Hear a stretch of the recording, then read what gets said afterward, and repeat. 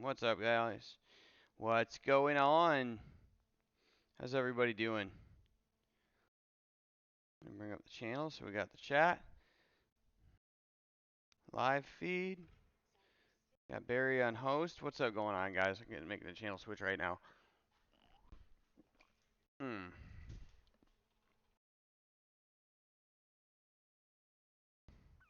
I get ads on my own channel. What's that about?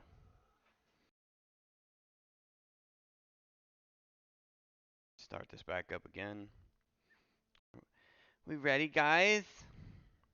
I get some work done today.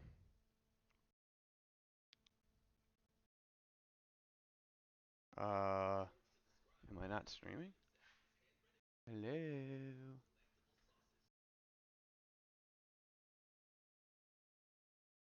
Do that cam right there.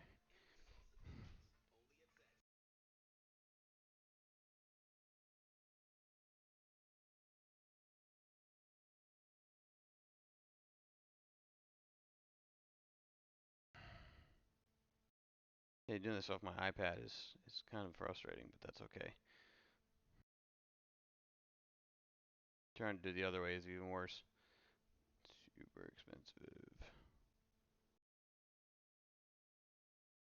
So I'm still offline. What's up?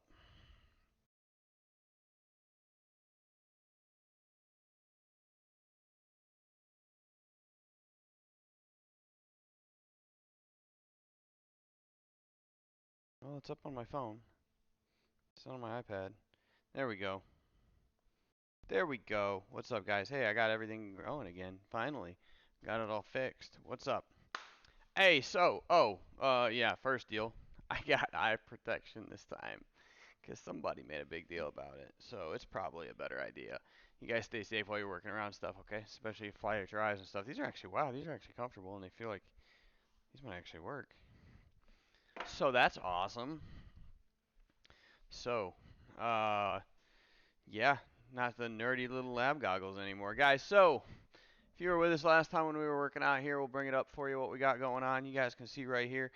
This is the first mold for one of our famous controller stands.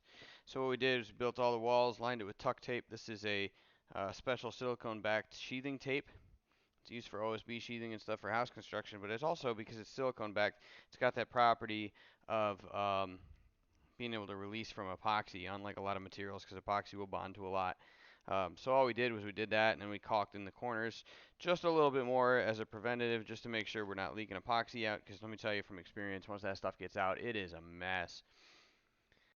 All right, so bug. Doop. Okay. Uh, all right, so we've got that. Is that hole filled? Speaking of bugs, if I let bugs get in the house, I'm gonna get in trouble. All right, well, I'm gonna have to fill that a little bit more. Okay, so that is our first mold. We're gonna build another one today, and then we're gonna start cutting the wood that's actually gonna go in that. That's gonna make up the bulk of our project. So we use a lot of the controller stands here. I do a lot of epoxy work, composite wood and epoxy and stuff like that, to be able to get custom looks that people are looking for.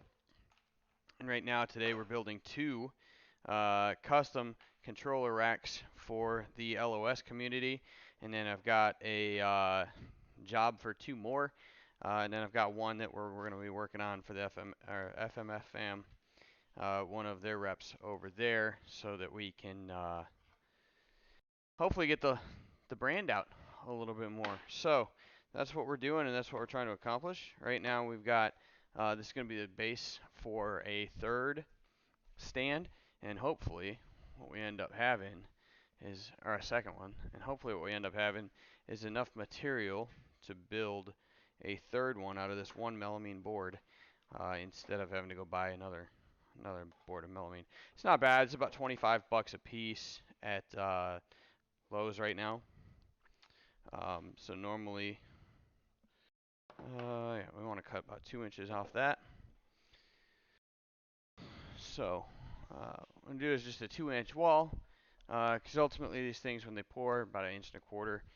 Um, Once they get planed down, everything comes down to about 1 inch thick, the actual stand itself.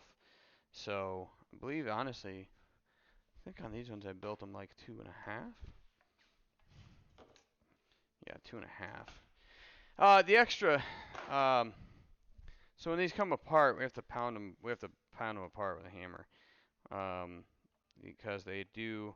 Even though the epoxy doesn't stick to the tape necessarily, there's still some surface stick there and stuff. It's just not doesn't bind to it the way it would bind to any other materials.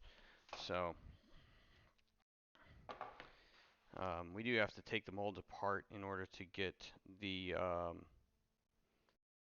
bases out. So we want these to be kind of reusable, right?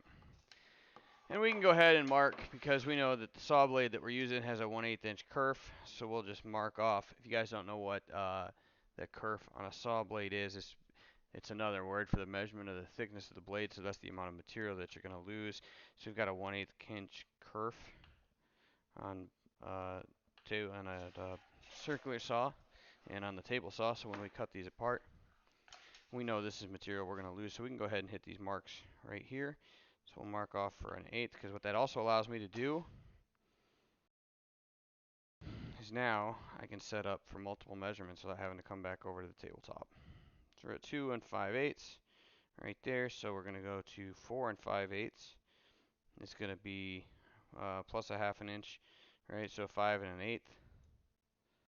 So because we're cutting the walls at 2.5 inches, so plus 1/8. So we'll come over here and go 5 1/8 plus 1/8, so 5 1/4.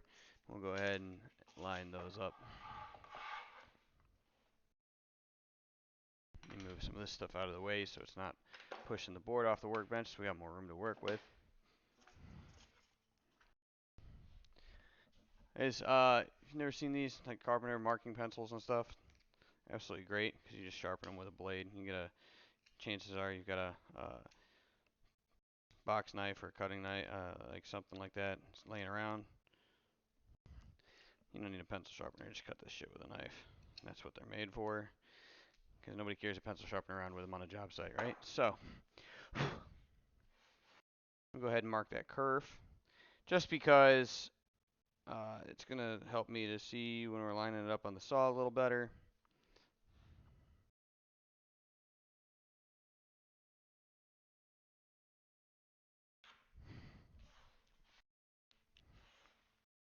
Now we'll go ahead and mark the next line for the next cut for the wall, for the second wall. And then the blade kerf on that one.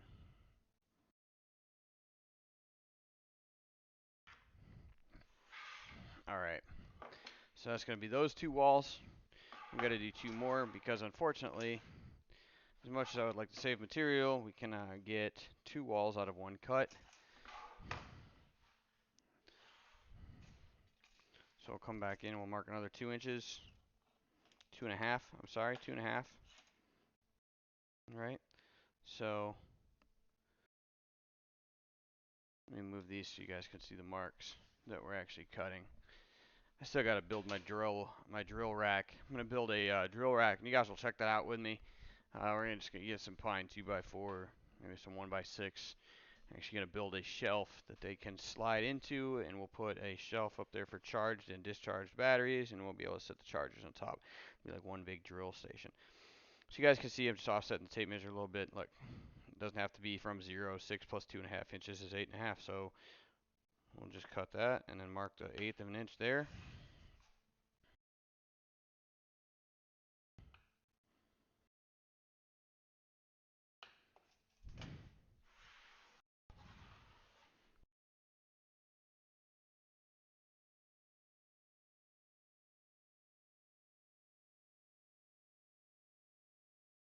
Try to get that as straight as possible. That is going to mate with the base of the mold, so we want these to be as straight as they can be.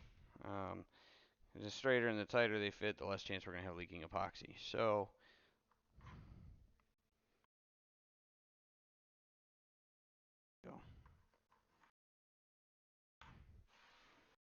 Not bad. That's all right, Mark. Let's straighten it out a little bit as we go. And again, one more wall. 6 to 8.5 is 2 inches. 2.5 inches. We don't need to worry about the blade curve on this one because this will be our last cut off of this piece for this mold. Okay. Yeah, not really worried about the curve line on this one.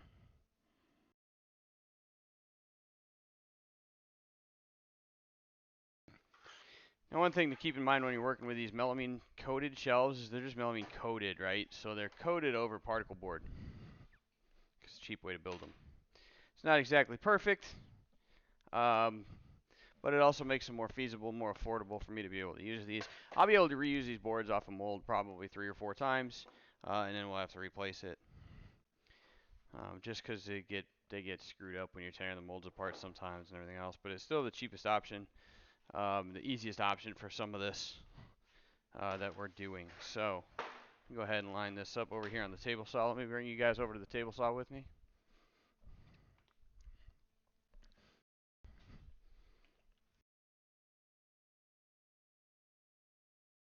Gonna get a drink of Gatorade. Y'all make sure you hydrate. It's getting hot. It's been hot. Ignore the mess, y'all. It happens in the shop, right? So, gonna check, make sure table saw blade is above the surface we want to cut. Make sure it's plugged in, because sometimes I'll unplug it. All right. Here's our little square angle guide. One thing we can do, guys, to make sure that this is square, because I noticed it was cutting a little funny the other day, is actually to use a square. I've got my little one, but where's my... I got 99.5% of everything unpacked, guys. I have a... no, the workshop's completely unpacked. Where's my metal square? What do I do with it?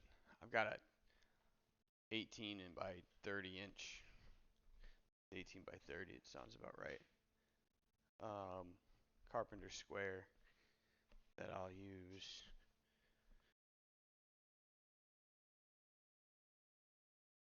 I should know where it is because I just unpacked the whole damn garage.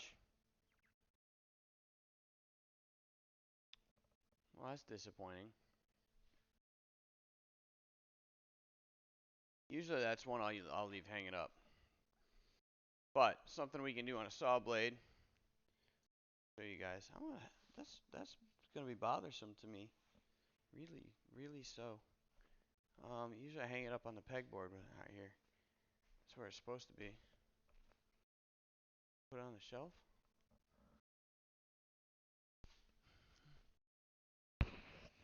Generally don't shelf that. So what we can do though, guys, use a carpenter square. You can use a combination square. You can use a couple different things. I actually have another one in my welding stuff. And I'm getting ready to go to start this welding program. I'm gonna bust this one out. No big deal. You can use something like this, like combination square. You can come in.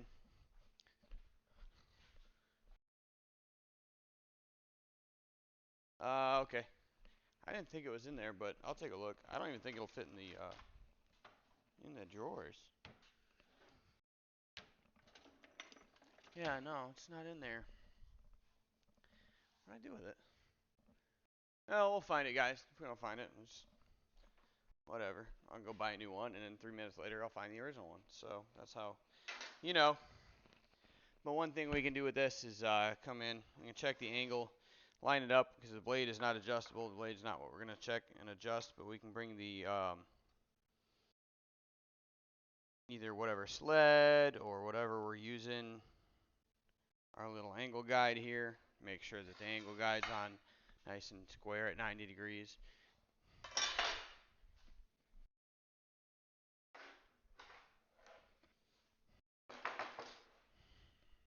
Something we can use this to. We want to make sure this board is as stable as possible when we're passing it out. So we're just going to extend the table saw. All right, and for our first cut,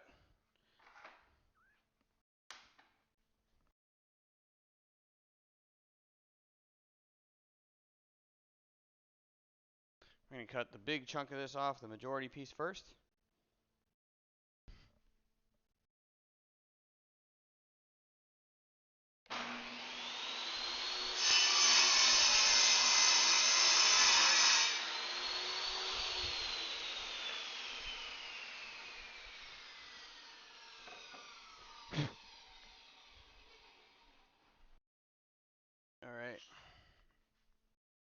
What do I do with it? It always bothers me when I lose tools, guys. It's just a thing.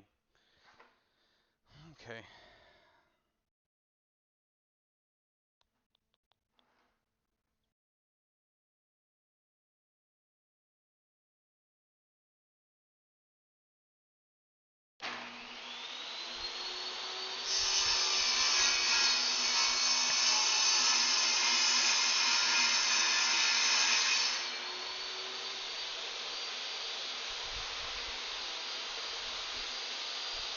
We can tell the cuts we were using the other day are a little crooked because even though this one, now I know we're square is what we're cutting, the lines that we measured everything against are a little off, which is fine. We can work with that. Okay, don't reach your hands into a saw blade. Okay. So we have that option. And then if this piece is too small, our little angle guide doesn't extend, it won't reach. And just bust out the table saw fence. Line it all up. Lock that into place. Make sure you use a push rod, guys. Do not put your hands in a saw blade. Use a guide piece as a feather board because my feather board is non-existent.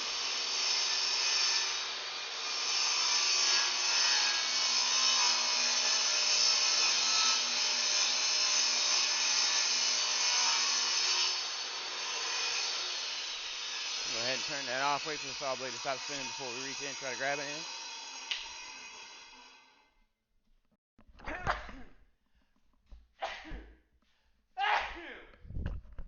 All right, glad we started sneezing after the power tools came off.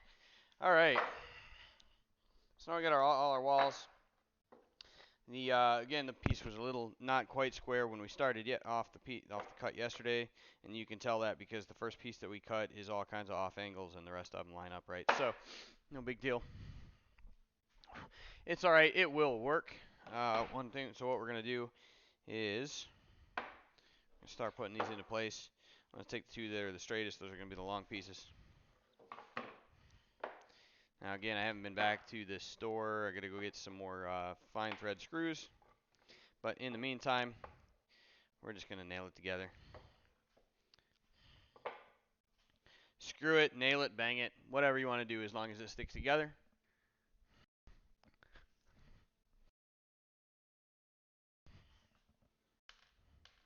Got your scene switch coming up right now. Sorry about the camera switch. There we go. Now you guys can see we got this all lined up. We're going to do, going to go ahead and support the base a little ways in with one of the other legs so we know it's the same height. Get my trusty old blue.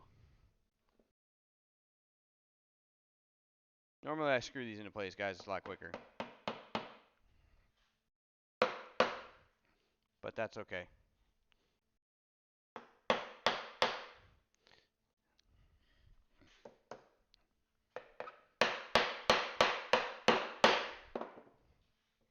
And also I don't miss. It's been a long time since I hammered anything. That's twice now. In 2 days I've done that. All right.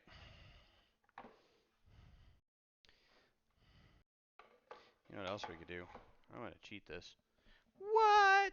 Daddy's going to cheat? No, we're just going to be smart about some shit. Clamps aren't just for clamping. I mean, I'm still clamping it. I'm just saying. So, we'll come up. We'll be all right. It's not cheating. It's quality control.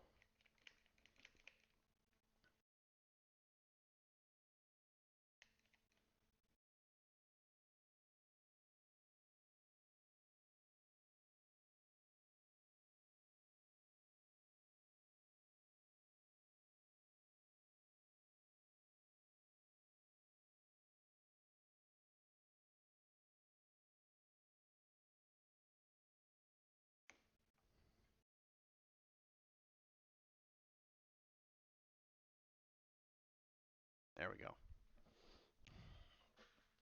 So either this flies off the end of the table right now, or I look like a hero. One or the other. Let's go for the second one. There we go. Daddy only partially raised a fool. Of course, he was an idiot himself, so. All right.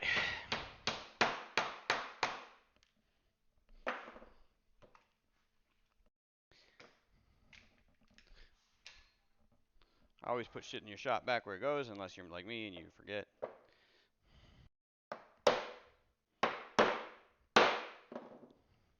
It's an angle, but that's okay. It'll work. We're going to seal it all up when it's all done, said and done anyway. So.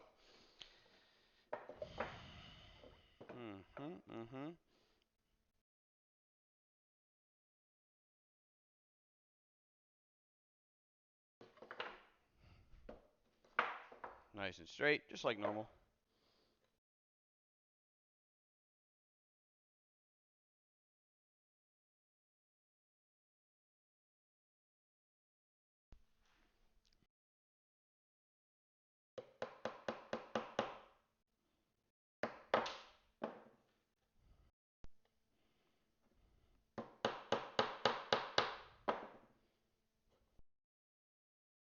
Get that nail in there.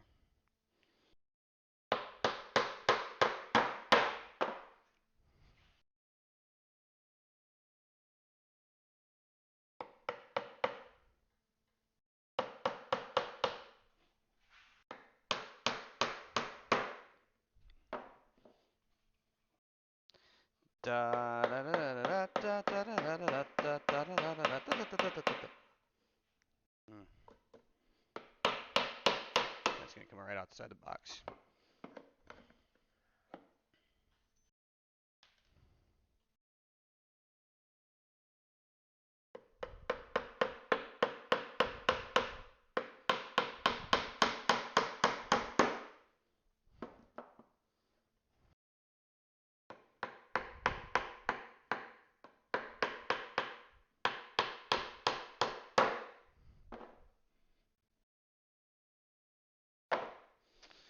All right, let's mark where we cut these off at.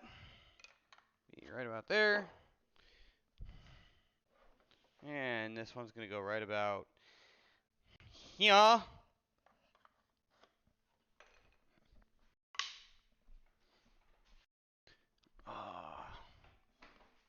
Then we're gonna go back to the table saw and we'll cut these short so they fit in the side.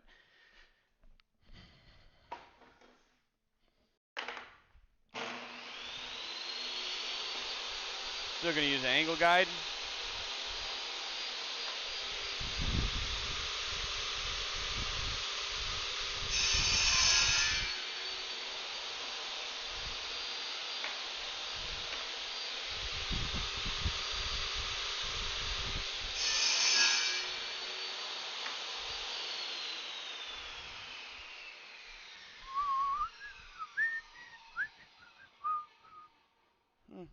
A little loose, but that's okay. Work for your mom. All right. Do.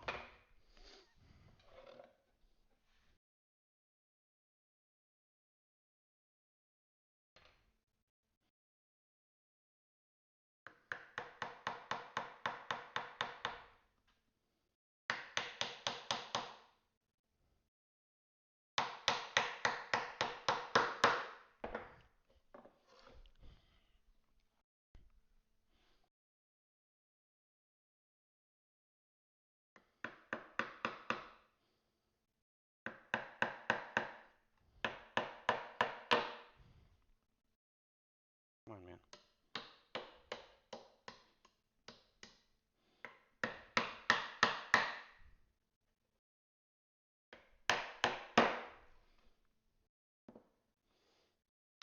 We'll just make sure we tape that. We seal that up really, really well. It's a little loose, but again.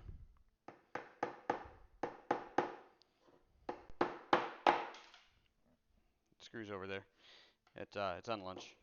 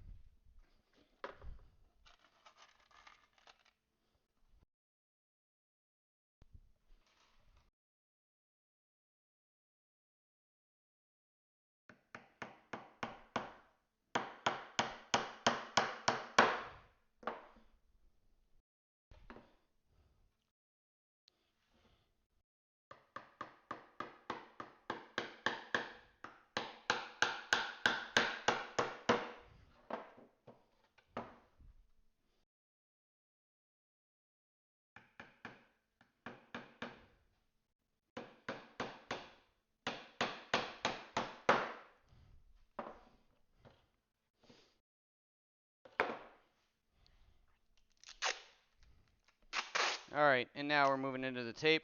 Again, one of these was a little high just because of the way it ended up nailing in, so we'll just make sure that we make sure we're extra careful with that corner. We're gonna caulk over the corners on this one as well, just like on the one we did yesterday, so it shouldn't be too big a deal. But try to prevent as many issues as we can early on, so that all our other just in cases are just that, they're just in cases.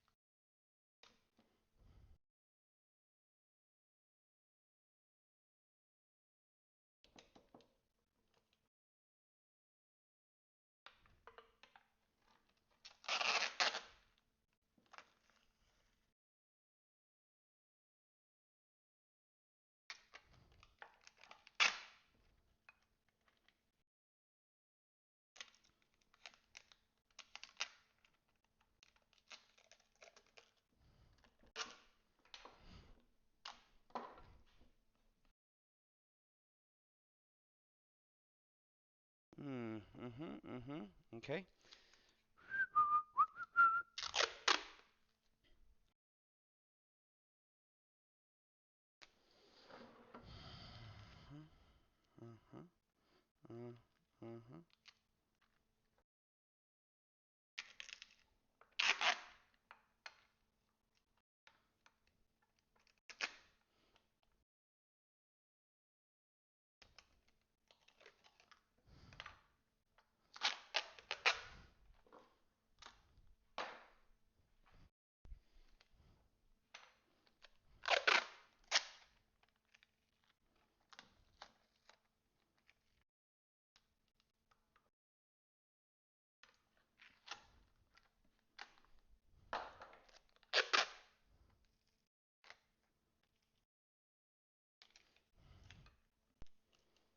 All right, we're almost done with this this box right here, and what's exciting about that is we can measure out and start getting the letters cut.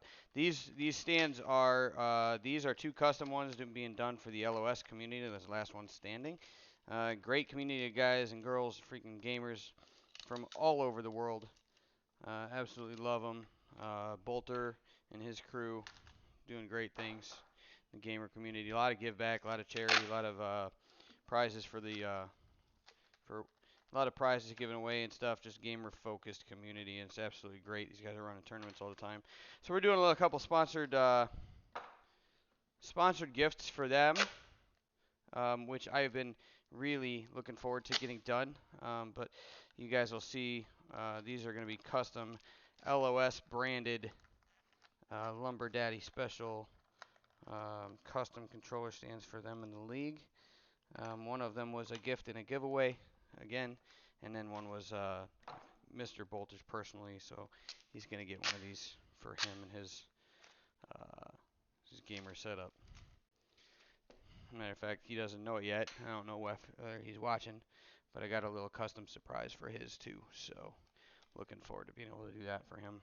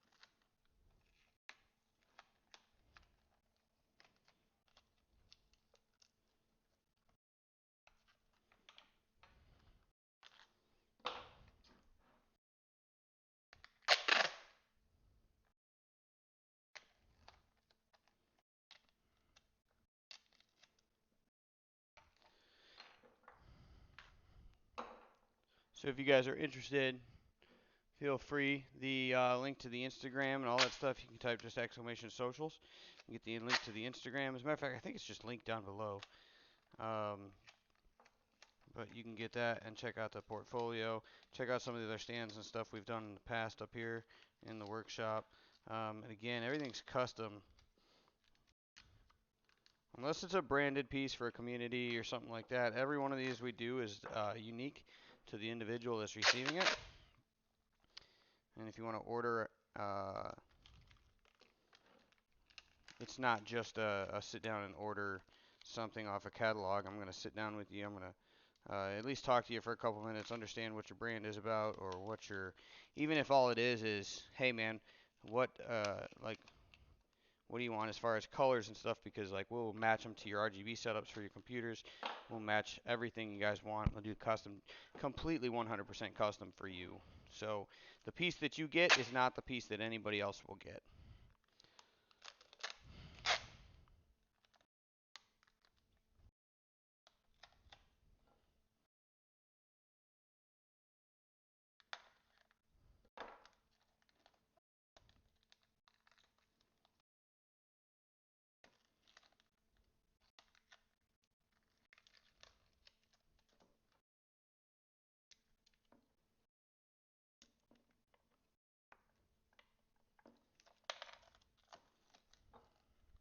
So when I say custom, I mean 100% custom for you and your identity as a gamer and what you want it to be.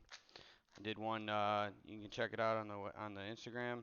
Did one that was a Jamaican flag. That was really good buddy of mine. Is really proud of his heritage, and I think he's proud of the weed too. But super proud of his heritage and stuff. So we did a custom Jamaican flag controller stand, complete with like embedded like engraved palm trees and all kinds of stuff. It was really pretty. I think that was Kitten, you're in chat. I think that was your favorite one, wasn't it?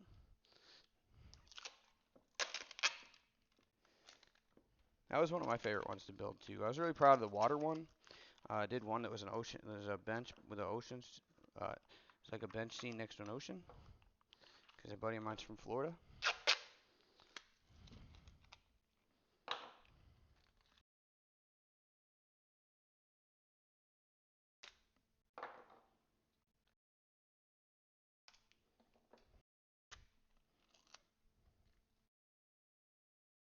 Whew.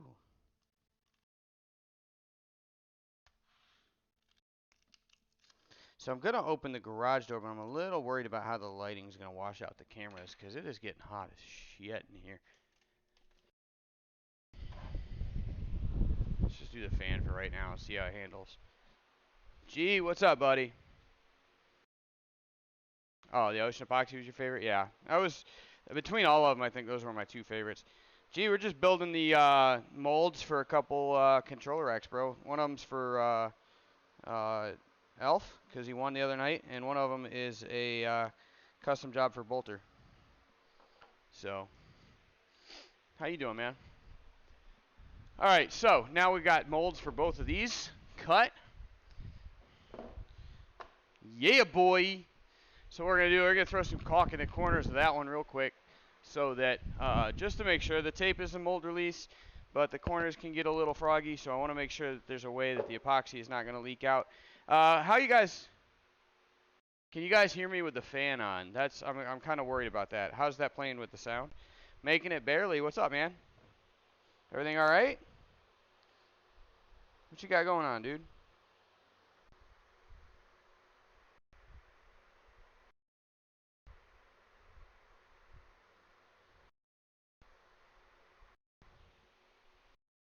All right, thanks, kitten. Appreciate it.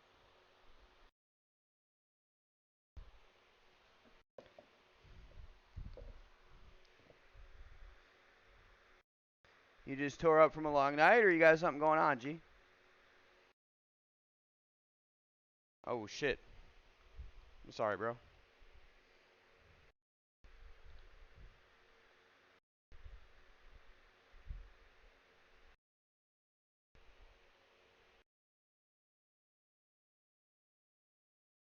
It's uh, it's not easy, man.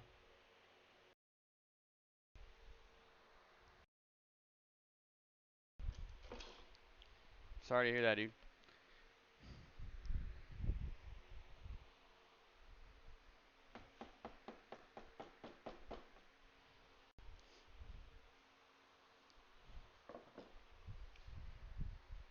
Well, you know, you hit me up anytime you want in chat too. Don't do it here, but you know, Discord or whatever.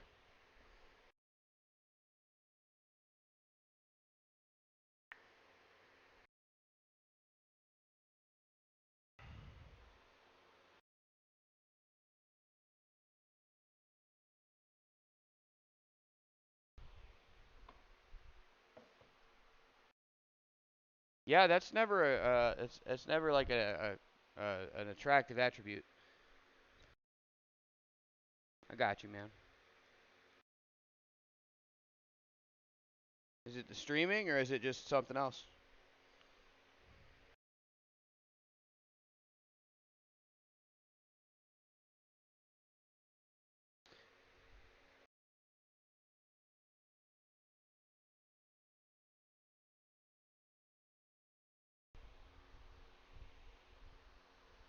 I'm just doing a quality check real quick, make sure we got caulk everywhere that we want it. All right, looks like we're good to go. That's gonna set. It's gonna take a little while. We're not gonna be ready to drop epoxy in these anytime soon, anyway. But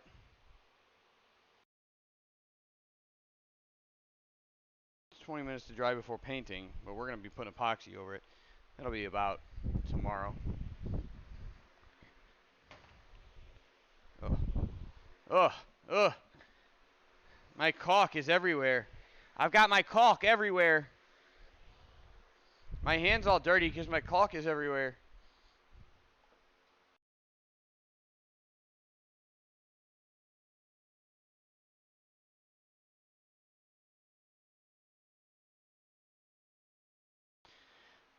Mm.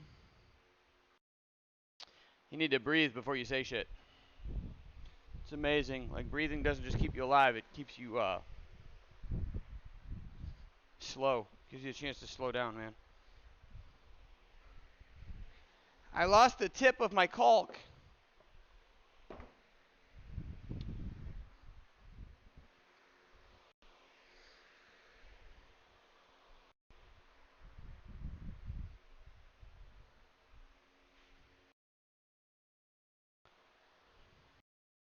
I'd lose my damn brain if it wasn't trapped in my skull.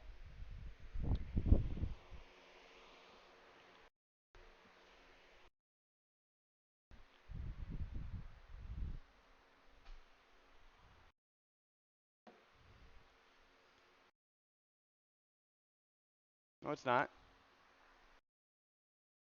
Oh, it fell on the floor. Way over here underneath the wheel on my toolbox. That's why I couldn't find it. Thank you, kitten.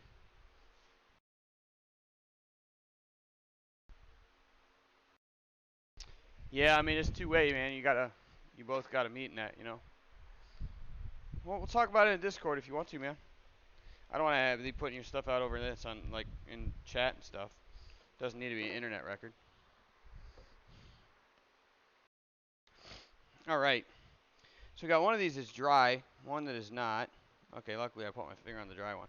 They are identical in size, though, close. We never assume anything's identical, but because of the nature of the job we're doing, we'll be able to work really close. You can see that the tolerance on this one's a little looser than this one and than the dry one, so we're going to use the dry one. Okay.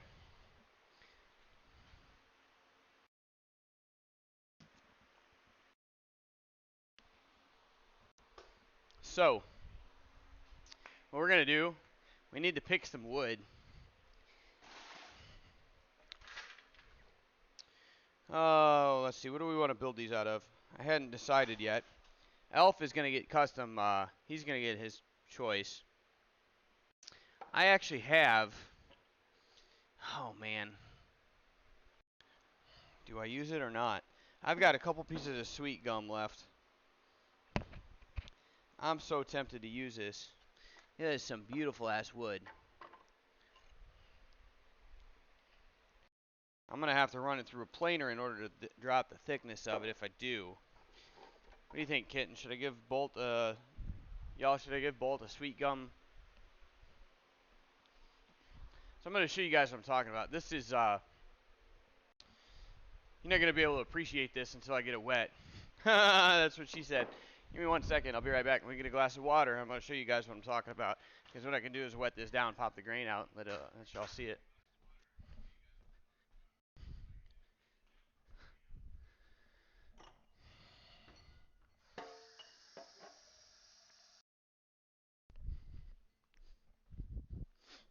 What do you think? Sweet gum controller stand?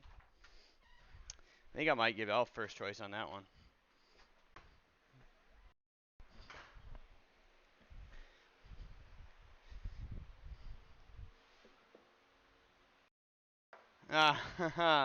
This one's 2 inches thick. All right, so you guys can see this right here, right? So you can kind of see it's already looking like it's gorgeous because it freaking is. This is some of the most beautiful wood I've ever worked with. What I'm worried about is that knot that's in this chunk. So I've got another piece over there that I don't want to cut up unless I have to, but I might be able to. Actually, if I plane that knot away and I take the thickness off of mostly off this side, that might work. Or I just pull off the other piece. But so when you're working with wood, if you get it wet, it'll pop. That might be the dirtiest thing I've said today. So if you can take a look. Now this is what it would look like more after it's finished and is actually like in the piece and oiled and stained. So it's absolutely gorgeous. I do have a bigger piece of it over here. You know, in case she wants it bigger. I mean, in case it needs to be bigger. So I could actually probably cut both of them out of this. Yeah, the problem is the knot goes all the way through where it was cut on that slab. So what you can't see on this one, I'll bring this out. Yeah, the knot's there, but the root of that tree limb where that knot is, and all this texture, there's still cracks and stuff here from the knot and where it is. So I think I may use this like for one letter. I might cut it like this. But with that knot being there, that's kind of all unusable wood right here, unless it's used for something very, very specific with that design in mind. Ow! Ow! I got enough sweet gum to do one, and I got enough walnut to do several. So I think what I'm going to do, is run one of each. Run one walnut one and one sweet gum one. Although they're both giveaway ones. I hate to do that though. I'm not gonna make the cheap one cheap just because it was free in a giveaway piece. I'm not gonna do that. That's not me. I would never do that. Um, so yeah, so I think what I'm gonna do is I'm gonna make one out of walnut and one out of sweet gum, and then Elf gets first pick because he won his. So cool thing about this is, yeah, buddy. I love that black walnut, guys. Look at that. Absolutely gorgeous piece of wood. We popped the grain out on this one too, and it's already cut almost to thickness that I need it to be cut to. Because this, I used black walnut for a couple things in the last year and a half. One of them was a dining room table. It was absolutely beautiful. I've got about, just for reference, I've got about 30 slabs of this sitting in Louisiana I still need to go pick up. But look at that. That is a beautiful piece of wood. Sand that I know is spotting right here because it's been exposed a little bit and stuff. We sand all that down. That is beautiful. So, yeah, I think we're going to cut the LOS out of that for one of them. Let's see what other scraps we got over here. Let's show you guys my wood pile. So we got this, which I don't want to cut that up if I don't have to. That's a really nice piece. That it would be a shame to cut up if I could make something work out of a piece this size. Right? Actually, I think we have a winner. Because I also have these two. I've got two other small slab cuts of walnut over here. But I think a couple of those are probably going to end up getting saved to be bow ties in another project. Yes, Kitten. I said I'm doing bow ties. Oh. And she loves that idea. She wanted me to build her something with bow ties in it for a while.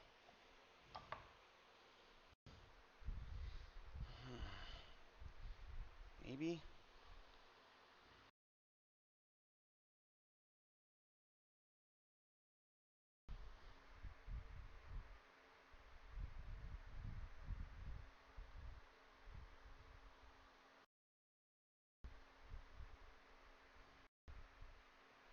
It's like an inch short. Yeah, I know I'm stubborn. But I'll do it for you. 'Cause everything I do it for you. Get off some Bryan Adams going, since we're talking about some Canadians and shit.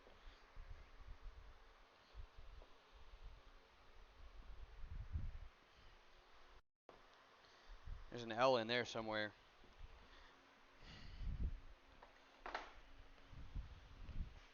And I bet there's an O in there somewhere. All right. So let's take some measurements, see how small we got to get this. Ha! That's a first. All right. So the inside of this, come back over here.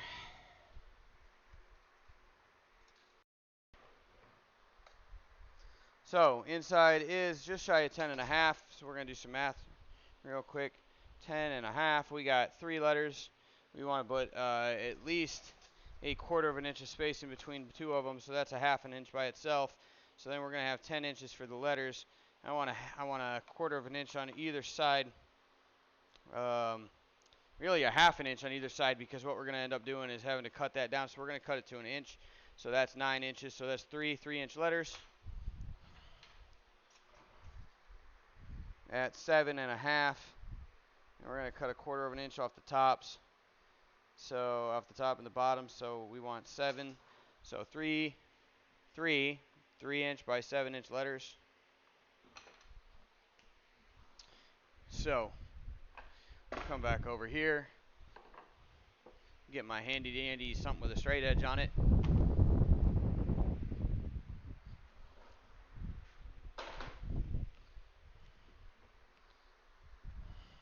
Put that up.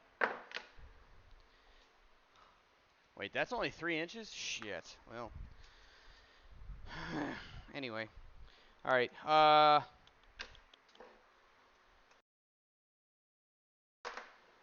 We want to run with the grain as much as we possibly can, so why don't we cut that flat right now? We're going to cut that square to the grain. These are our other two candidates for letter pieces. We're just going to set those right there because I'm a mess. That's why. Because organizationally, I'm horrible. No wonder I can never find anything. All right. So we'll go ahead. We're going to cut this. That grain runs relatively square that way. We're going to go ahead and just eyeball that at about, I don't know, 6 degrees because that's what it turned out to be. What's the last line where I can cut this? I'll flip saws real quick. Go over here.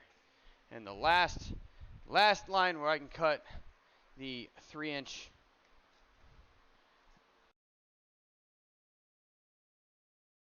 if we're doing that, 7, 8, there's that. You know it's true. Everything I do it for you.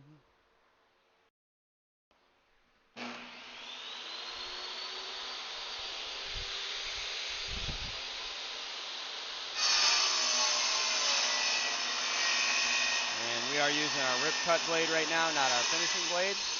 We made that switch out yesterday because we realized that the finishing blade was not cooling fast enough for the wood that we were trying to cut. And it's burning the blade up. Burning the wood up also. Oh my gosh, if you guys could smell the way this walnut smells. Whoo, boy. Here. I know one person who can. Here. Oh. Here you go. You want to smell my wood?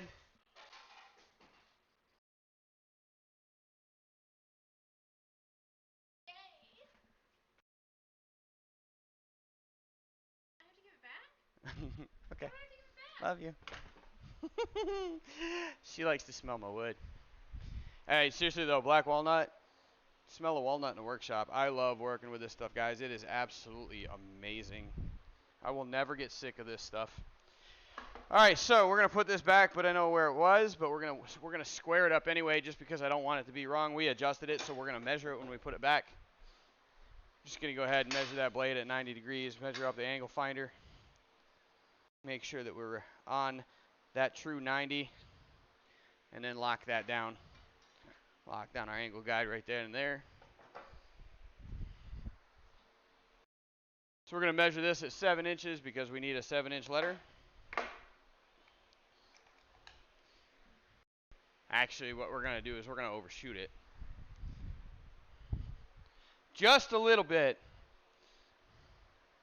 Because I like to leave room for me to screw up later. Because it tends to happen. So we're actually going to cut this down at 8 inches.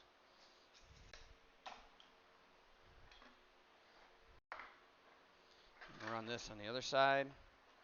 90 is 90 is 90, so we know it's all square. Just because we moved it over to the other side doesn't mean it's wrong. Now, I'm going to line that up with our saw blade. Line up our little mark right here.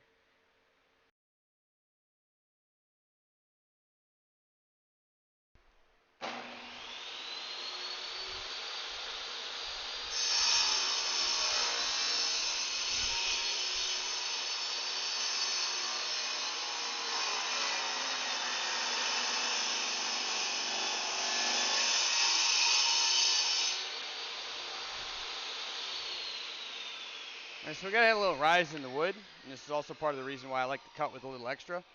So when we have the rise in the wood, what I do is end up riding above the saw blade. We want to keep that saw blade as close, like just breaking through the height of the wood as we can, because that's where most of the cutting is. We want to make it. It's got to do with saw blade tooth time in contact with the wood itself. But now that we've got that, we're just going to take this little bit of edge off right here. Run it through one more time. It'll be really quick. Just to touch it up. There we go. Nice and smooth. Yes, ma'am. All right, so come back. We did overshoot it a little bit. I said I wanted to just in case. And so now we've got our letter here, our block. So we're going to draw our letter, what we're doing. Now, I'm going to pull up. I want to see the LOS logo because there's some angles in the lettering.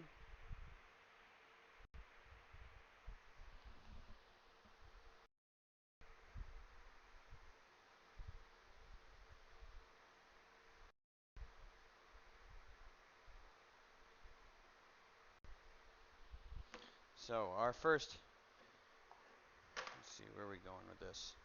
This was at 8, needed to be at 7.5. So we'll go ahead, I'm going to cut a 1/4 inch off of here as playroom. We're going to cut a 1/4 inch off the bottom to be a little playroom. All right, measure from line to line should be 7.5 inches. Just over 7.5, it's like 7 9/16. We're good with that.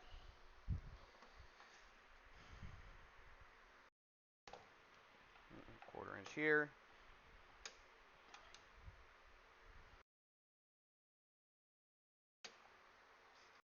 And do a 1/4 inch down here.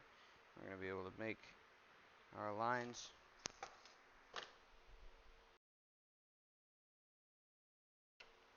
That is our sacrificial line right there.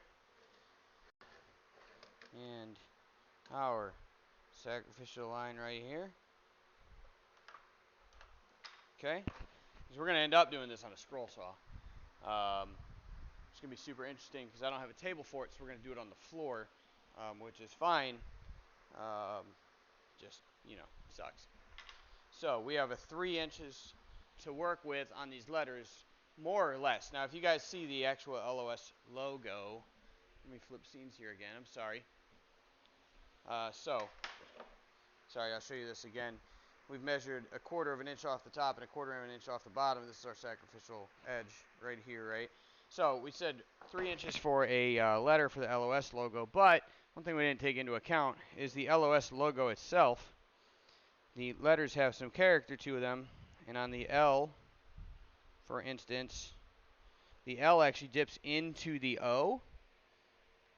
So you can see that, and the O will come up above it. So give or take, that 3 inches from the O is going to start here. That is going to extend the L in there a little bit. So what we're going to do is we're actually going to cut this off at 3.5 inches, work with the angle, see how we can get it to fit a little bit more.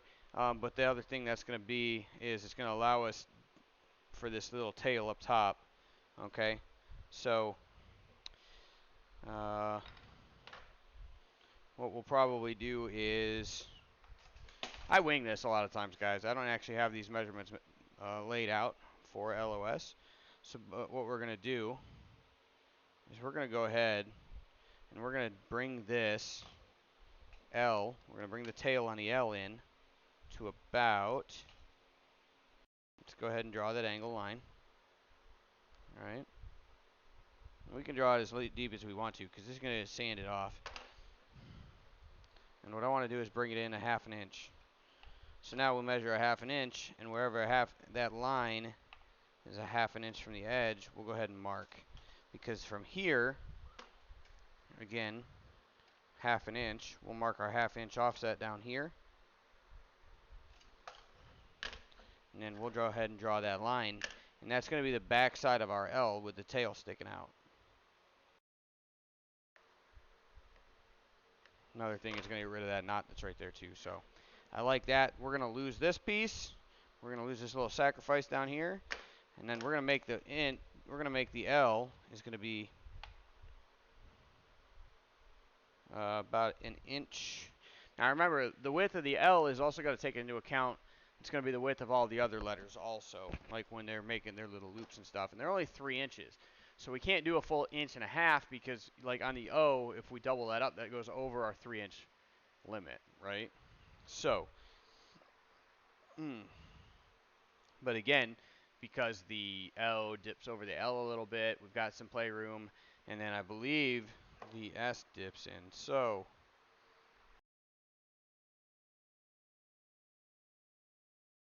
no, it actually doesn't. Okay. So what we'll do is we'll cut this to 1.25 inches here, and we'll do another 1.25 inch mark. And pull it over so the tape lies flat. We'll do an 1.25 inch mark down here, and then also 1.25 inches from the bottom, right? Because it's going to be the width, the same width. So 1.25 inches here, and 1.25 inches here. So now we've got our two lines for each line, two dots for each line that we can draw lines with, right? Run that off, and then, uh-oh, that's not even. That's not right. Something's not right, guys. Measure twice, cut once. Yeah, yep, we lost some there because the light blinded my ass, and I couldn't see shit. Nope, that's 1.25 inches.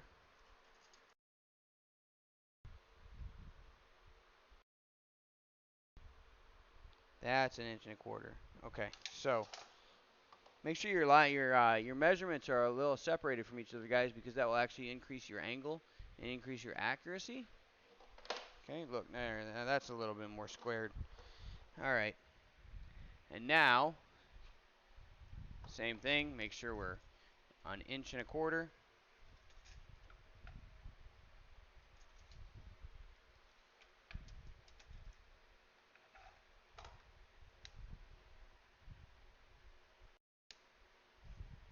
And 1.25 inches because we'll remeasure. Yep, see that one was off a little bit. 1.25 inches. Got to measure twice, guys.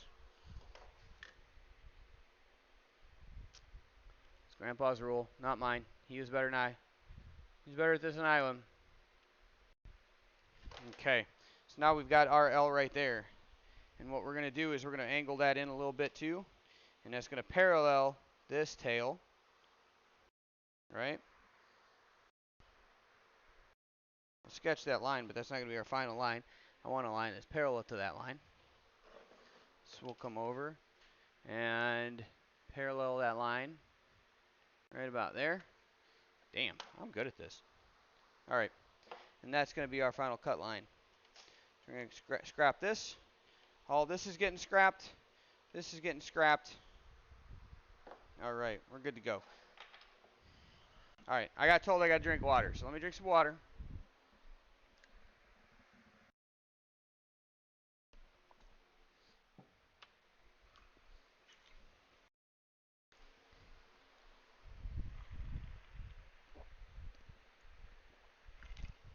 It's all because Adam Sandler said it's better than Gatorade. Water boy. All right.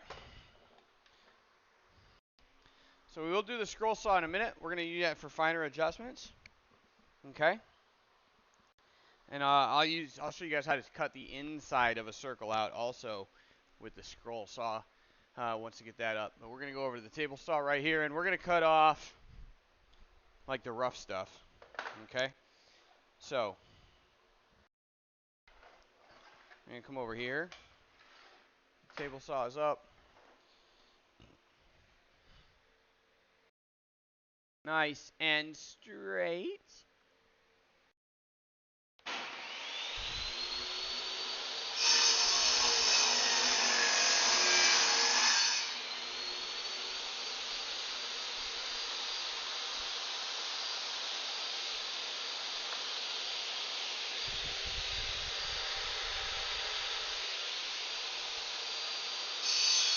Keep some downward pressure on the wood, but not in such a way that's going to make your hand slide. You don't want to. You want it to cut through really nice and easy. Walnut is a little bit of a harder wood, so I'm expecting a little bit of back pressure. Also, I've played with this a little bit before. You're not going to put your body weight on the saw because the second the wood slips, you're going to end up with a hand and a blade or something like that. But Alright, so now you can see what we've got is the L with the tail. I don't know how well you guys can see that, also because I'm on the wrong camera. So you guys can see. I don't know if you can actually see the shine in the pencil marks. Try to angle a little bit so you can see it shine. But we've got our sacrificial pieces cut off over here. This is what we're gonna end up losing, and you can see the tail on the L. All right. So we're gonna flip back to the other camera. I'm going to pull out the scroll saw that I haven't used in quite a while. I got to throw a blade on it, actually. Moved it without the blades on it. Now these things are, there's stuff to them, right? So blade tension on these is obviously super important, just like on any saw. But the oscillating motion on this can be, because the way it works, can be a little tricky. Okay. So let's lift that up. All right, here we go. This is actually, I bought this scroll saw. It looks old as shit. It is. I bought this scroll saw because it was identical to the one that my grandfather had that I learned how to scroll wood on. Now, that being said, that was 30 years ago. So, I've used this a few times since. Hopefully I can find my damn scroll saw blades. They should be in here. Got a few of them. Here we go. Specialty scroll saw blades. Let's see which one we've got for what.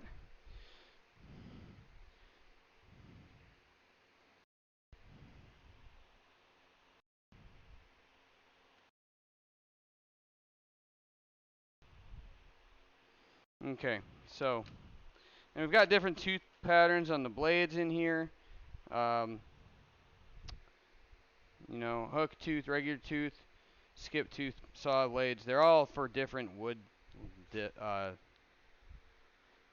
for different wood hardnesses and types, right? So this is for plastic, hardwood, softwood up to, and then you just measure your wood for which one. We're going to use a hook tooth blade for this because it is walnut, so it is a harder wood. Okay. Okay. Cool, cool. And these are pinned end blades and all that cool stuff. So, come in here. This actually has not had a blade in it in a while. While we're doing this, we're just going to go ahead and unplug it. Okay. I'm going to tilt the table so I can get a little more light in here so I can see where we're hooking. Where we're hooking. Okay. So, that's that. We'll go ahead and drop that down. Bring the oscillating arm down. I'm sorry. Whoa! Whoa! Whoa! Guy. Alright. And we're going to orient it so the teeth are pointed down. And we're going to do that so that as it's cutting, the actual cutting motion brings the wood down into the work table and not bringing it back up so that the wood's not bouncing. Make sure that that table is tight. We've got our tension on the blade. All right, and this is our tension knob in the back here. Okay.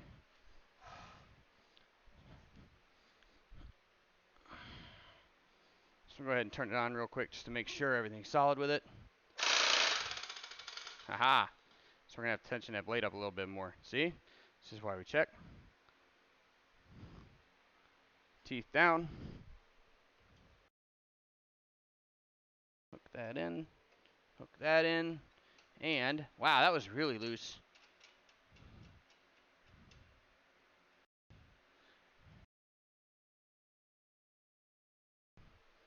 Okay. Make sure that's clean. Check that again.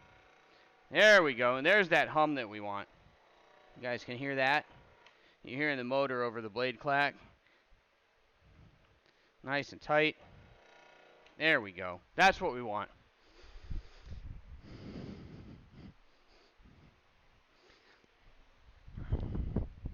Now, let's see how this thing does with walnut. I have not cut on this in about 2 years.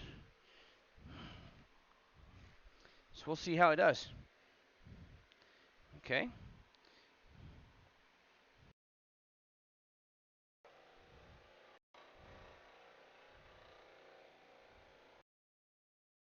Remember where you're at, pro guys.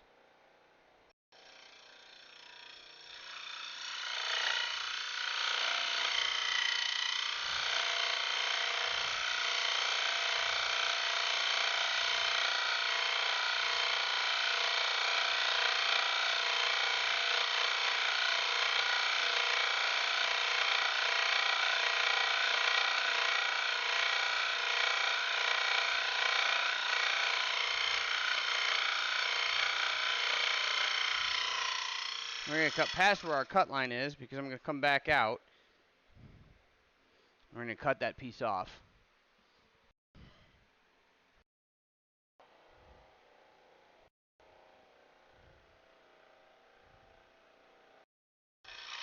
Now, straight line cuts. The scroll saw is made, and it's intended so you can make curved cuts with this.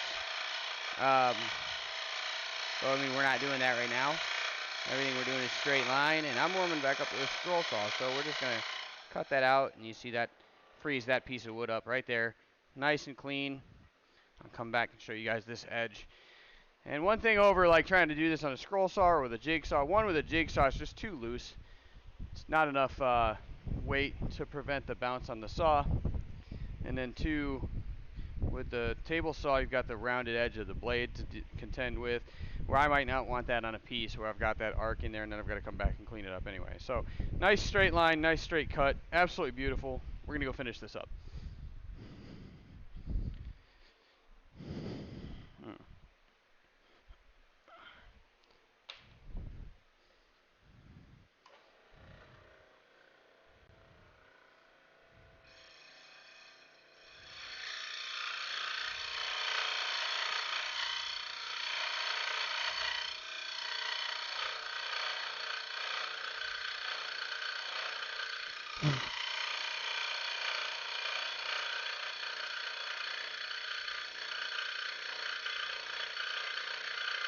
Now my standard practice, something I'll do on this saw is I'll get to the end of my cut, and I'm not going to withdraw the wood, I'm going to turn the blade off.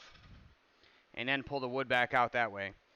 Alright, because I don't want to fight with the blade while I'm drawing it back, and I definitely do not want to hit the back of the blade where it may not catch the wood, but the wood's going to deflect it in such a way that it's going to be detrimental to the blade. That could end up, because this thing is strictly, the blade is strictly held in by oscillating arm tension. If it deviates from that in any way, like I don't want it to catch the blade and spin it off. I've got iPro on, but there's other parts of my body I don't want flying saw blades to be hitting. So we're just going to do everything we can to be extra careful.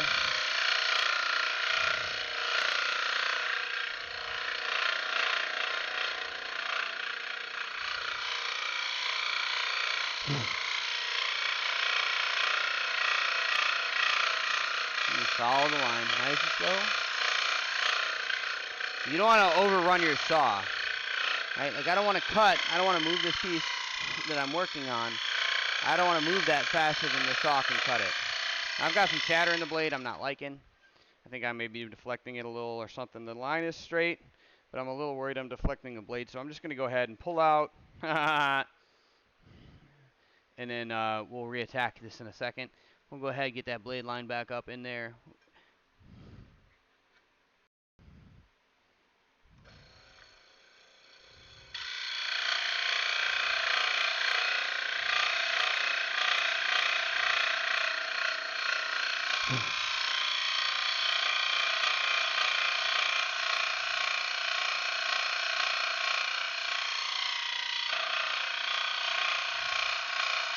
You gotta be a little forgiving with the wood. Sometimes it may hit, especially on the harder wood. Sometimes that blade may hit a rough spot or a hard spot in the wood. Maybe it wasn't a knot, but was a little bit of a hang up. So you just gotta push it. You guys hear the tone of that change depending on where I hit in the wood and what I was actually cutting, the density of the wood and the fibers and stuff. So you just gotta be aware of that.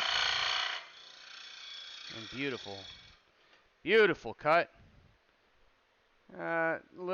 Little few dips here and stuff, and that's where we're gonna just sand it out. We'll just end it with a sander. It won't be a big deal. So,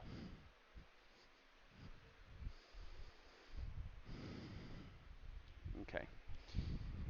I will be, if y'all are worried about it, I will be making a, building a workbench for the scroll saw also. Just going to build a small one like I got the bandsaw on and stuff. Now we could do this on a bandsaw also. I really just wanted to pull the scroll saw out. So, and on such a small piece with some of the tight corners and stuff, I feel better doing it on a scroll saw 'cause the saw blade's a little better, a little tighter, a little looser, a little more forgiving with a finger. Don't get me wrong, it will still mangle you up.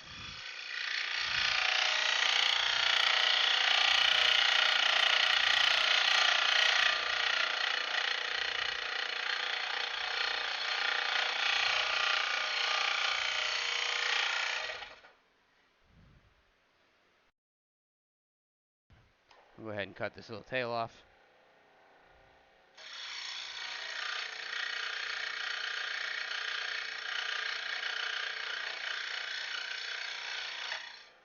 Pop that piece out. I like it.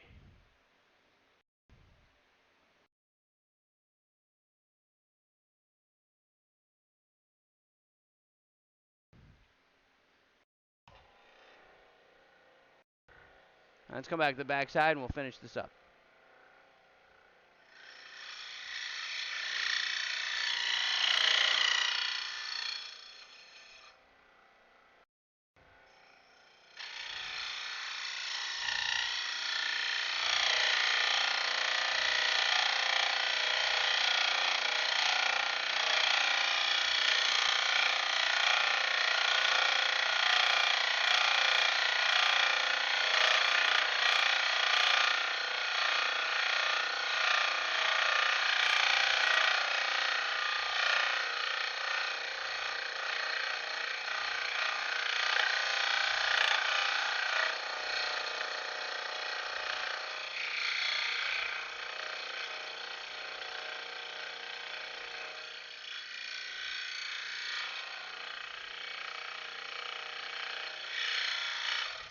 Getting off on an angle I don't like.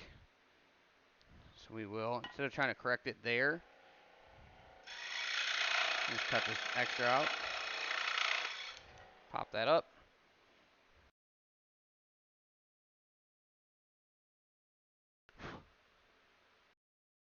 One thing I'm starting to not like is how thin this actually is. So we'll take a look at it here in a second once it comes off the saw.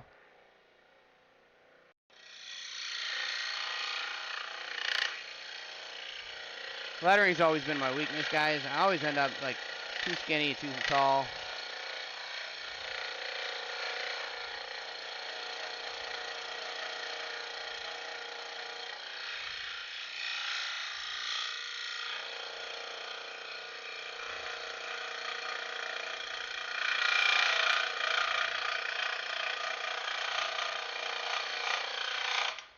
Nice thing about a scroll saw too is it doesn't pull the wood. Yeah, see, I'm not liking that edge. Let's see how this looks in the box.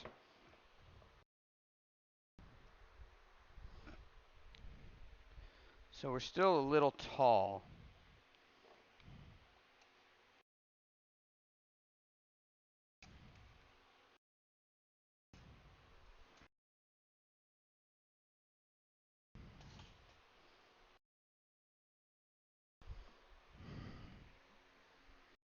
Just a little tall. That's okay. It's totally fixable. What we're going to do is just come on over here, run the power back to the table saw, and we'll just cut that square.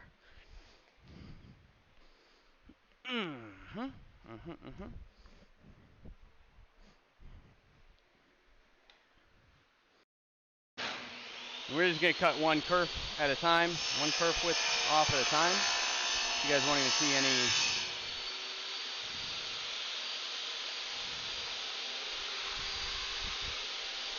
see any debris flying. There we go. See how that looks.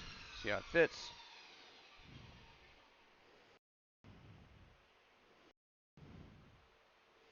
Actually, that might work. That's.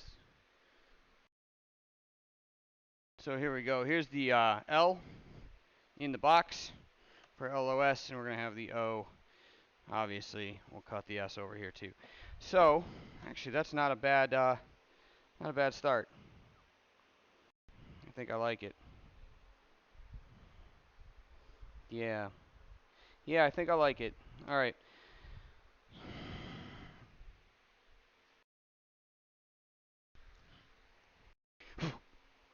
Guys, we're going to run till 5:30 on stream today. And go out and get some dinner, some live music. And then we might be back after that. But right now, I'm going to run on this. And I will, we'll sand that backside off and stuff before we do the final pour. Make sure all the edges are straight and all that good stuff. Okay.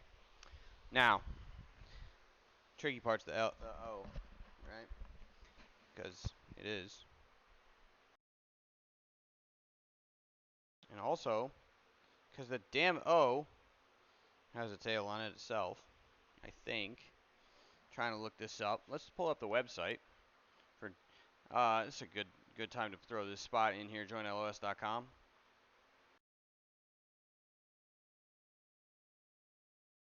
I'll tell you, Bolt should be paying me or VIP or something. All right, let's see.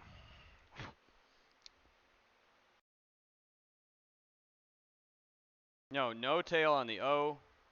So if you guys are you want to look, see what we're doing. This is actually the design, that LOS right there. That is what we're doing. I don't know how that's going to catch with the light on the camera screen. We'll take a look. If not, it looks like you guys can see it from back there. Yep, cool. So that's going to be the logo that we're putting in here. So now we got to find a piece with an O in it. Let's find a piece big enough for that O, huh?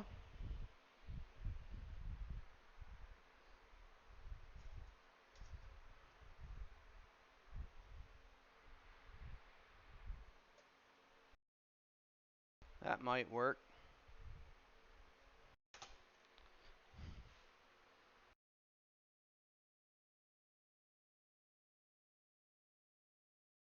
Especially since the O's got an angle up there too. I think we can make this work. Let's cut this off here and here.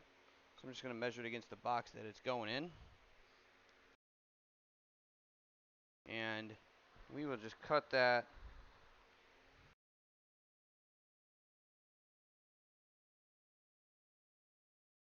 We're going to cut that back. Oh, we can't. We can't lose the backside. We got to have that in there. Okay, so I'll bump this down just a little bit. Yeah, that still work. There,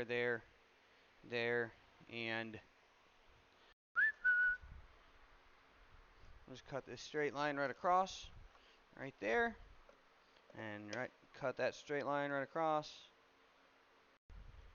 right there, and then we'll fit it in the box and see how we can get this O out of here.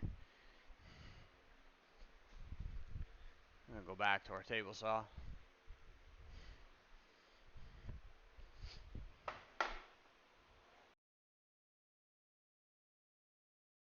It's gonna be a little tricky because it's not quite flush on one side, but that's okay. That's the things we deal with.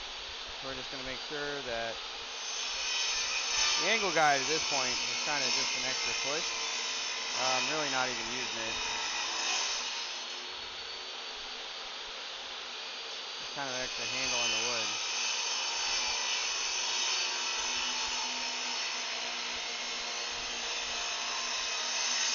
It's one of those times where it's almost better to freehand the piece.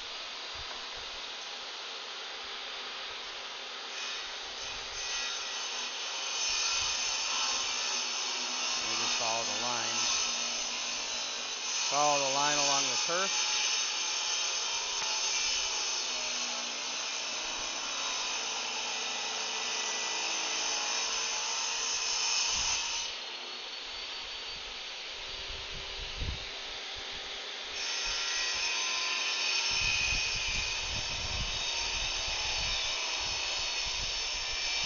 Your thumb's not in the way of the saw blade. Nice. Very nice. You got that all relatively nice and square.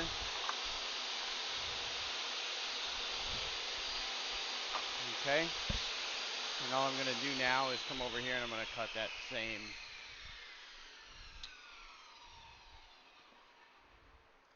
3 inches.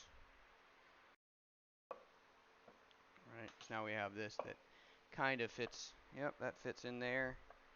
So what we want, how much room do we have over here? This is taken up.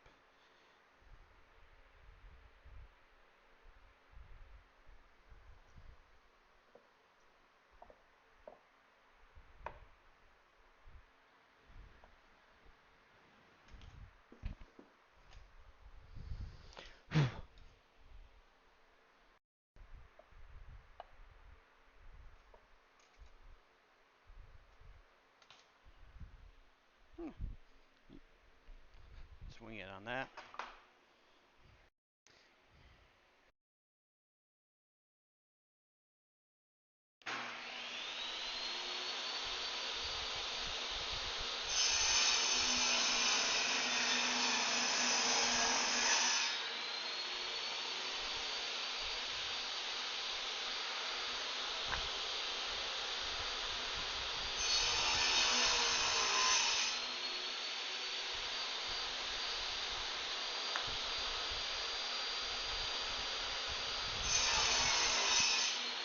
Okay. Cool, cool. So we're getting a little bit of tear off, like not tear out, but okay.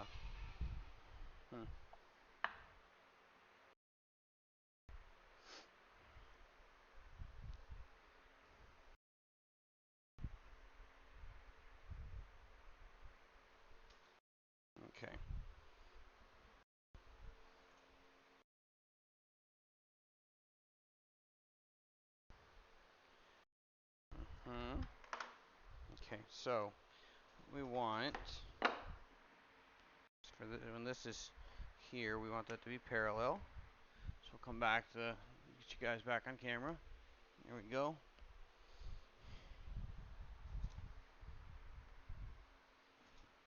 So what I'm going to do is parallel this O to the L, right? I want to make sure that's square. Everything's got to be square when we're doing this.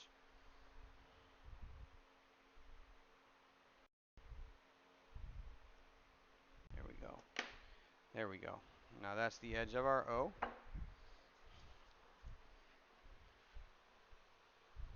Now we'll come over.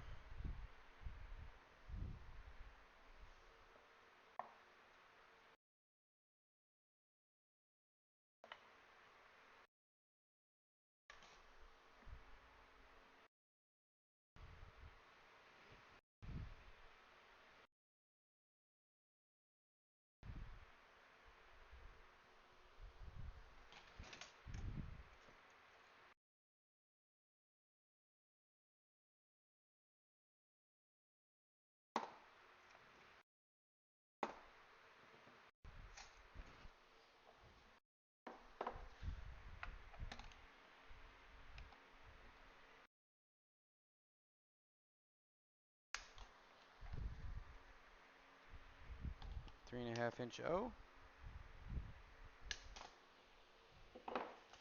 Oh, oh.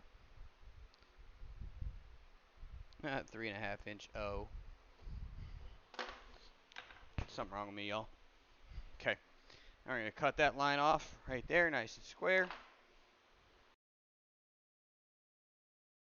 Matter of fact, we should be able to use a fence for this one. Pull that fence right in here. Just make sure it's lined up on the 3.5. Should be super close. Done, done.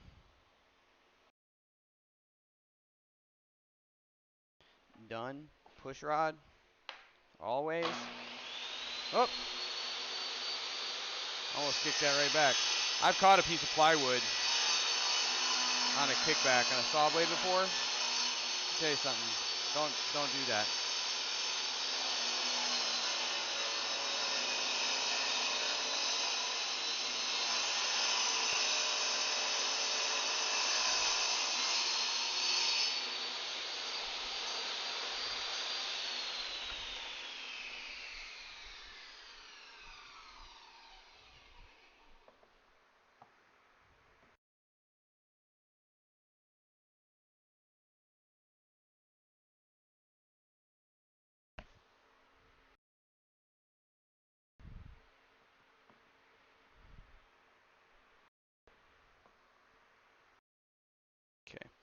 Look at this one more time. We're going to shape this O up.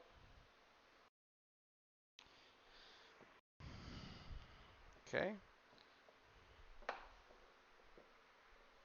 going to make sure these angles are all the same throughout.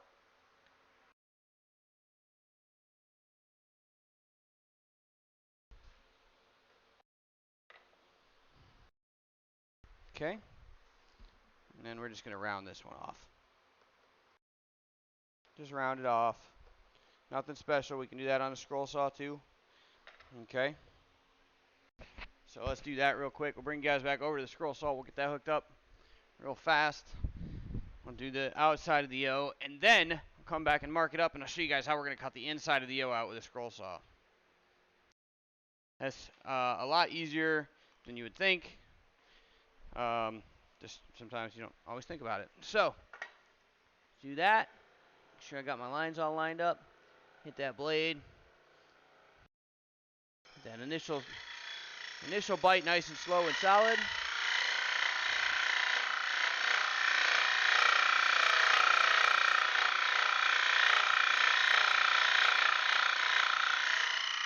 Another nice thing about a scroll saw, because it doesn't pull,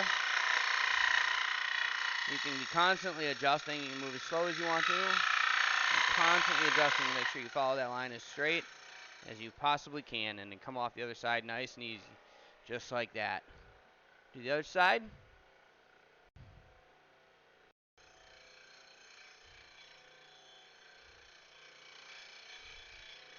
Now there's a tendency when you start cutting into an angle like this, like an angle on a saw blade, jigsaw blade, anything like that, for saw blade deflection. You gotta be kind of careful. One thing I'll do is I'll put a little bit more pressure on the saw blade to make sure where it bites where I want it to. And as soon as it does, and there's wood on the other side of the blade, I'll bring it back so it's upright. I don't like to deflect the saw blade at all. When you deflect the saw blade under tension while it's cutting, you're just going to break in, plane off, any of the above, depending on what kind of saw it is, or throwing the wood. But just to get it to bite, we'll deflect it just a little until it bites, and then we'll bring it right back to normal to reset. And we end up with something super close to what we want. We'll just sand that little bump off right there, because we get this little bump like right here that you can see. And you deflect the saw blade like that and then bring it back, but we'll fix that. That's easy to fix with a sander.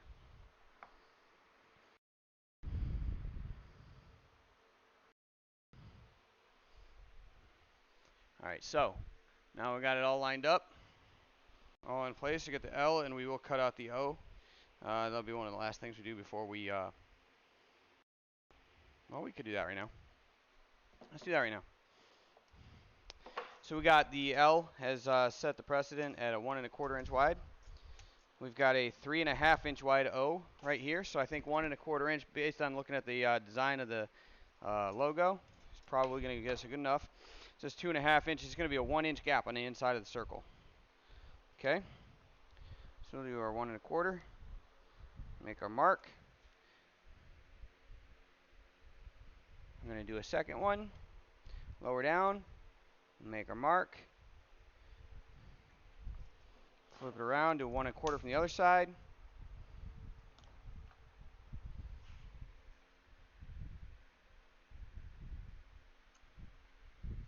Come down, 1 1/4 on the other side. And again, we want those pretty far apart so that the line can self-correct, so it doesn't veer off one way or the other. Because when you use 2 dots to line up a cutting line that are super close, your margin of error increases significantly. So we're just going to keep those as far apart as we can. And we'll do it again on the other side. Mark our line.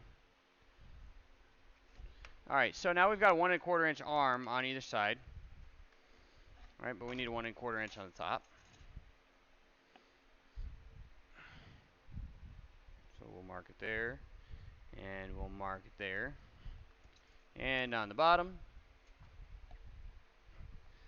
So we'll mark it there. And we'll mark it there. And then just make sure those lines straight connect. And now we have our center circle. This is the piece that's going to come out.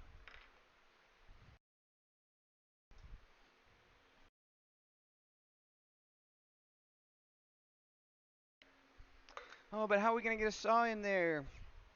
Drill bits, bitch. All right.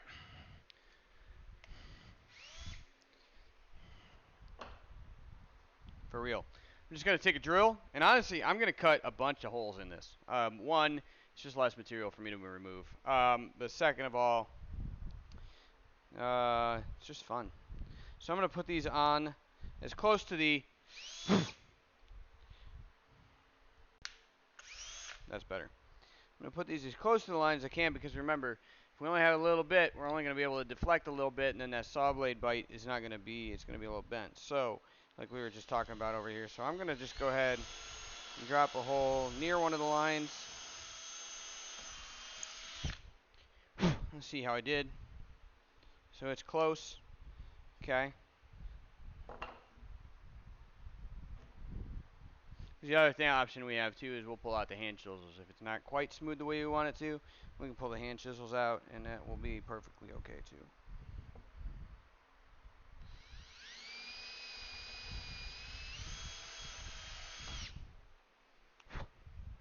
Do that one right on the line, and then another one right on this transverse line here. Sounded good. Okay. We'll do another one on this transverse line over here.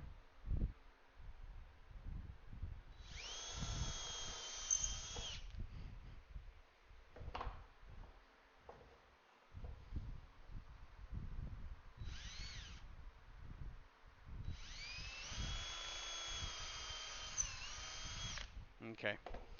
Now, question is it big enough for the saw blade to fit in? Luckily, we have an extra one right here so we can tell.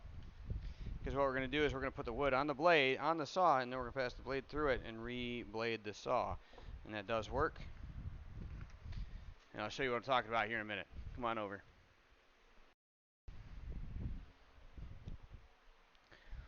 So, if you guys can see, what we're going to do, we're just going to loosen the tension on the saw.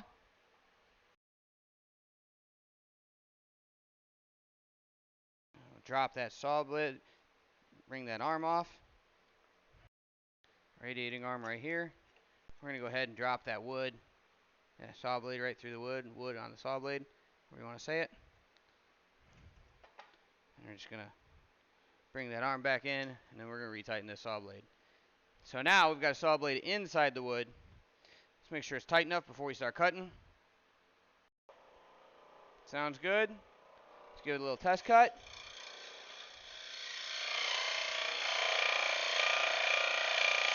Sounds good to me. So now all we're going to do is follow our lines from the inside.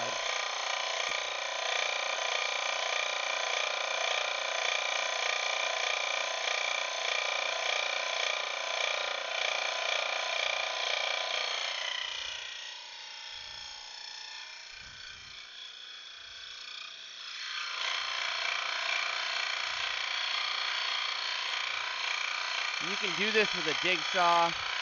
I wouldn't recommend it. I've done it. There's a lot of wood bounces, a lot of saw bounces. It's just not great. So cutting the inside of these out and stuff, really the scroll saw is the way you want to go.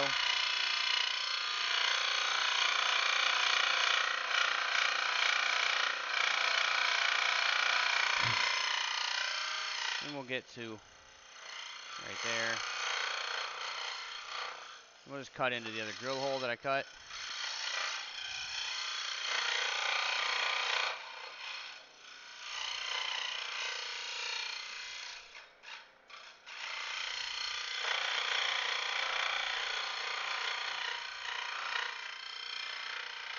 Right to the corner. We're just going to cut these out. Go over to the other line. Maybe I'll plan my saw blade attack a little better next time.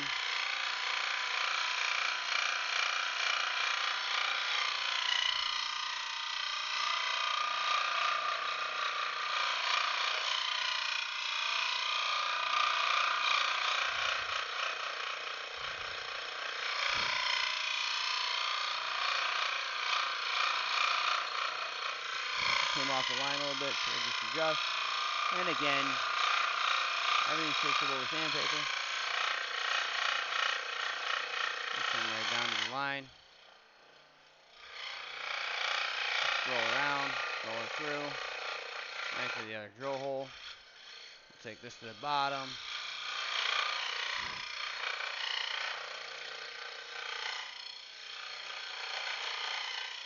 Back it off. Round it up and scroll it around. Literally why it's called a scroll saw, because you can do scroll work with it.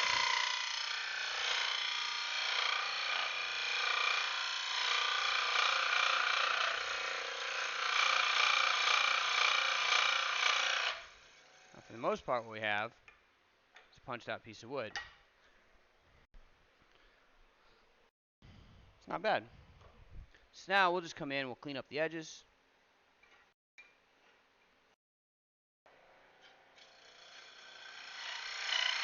Clean the corners a little bit.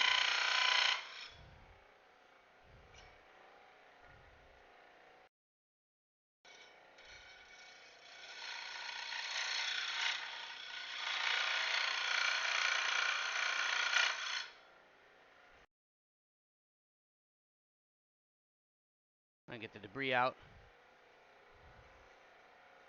Turn this back around. Come back the other way, get the piece we missed.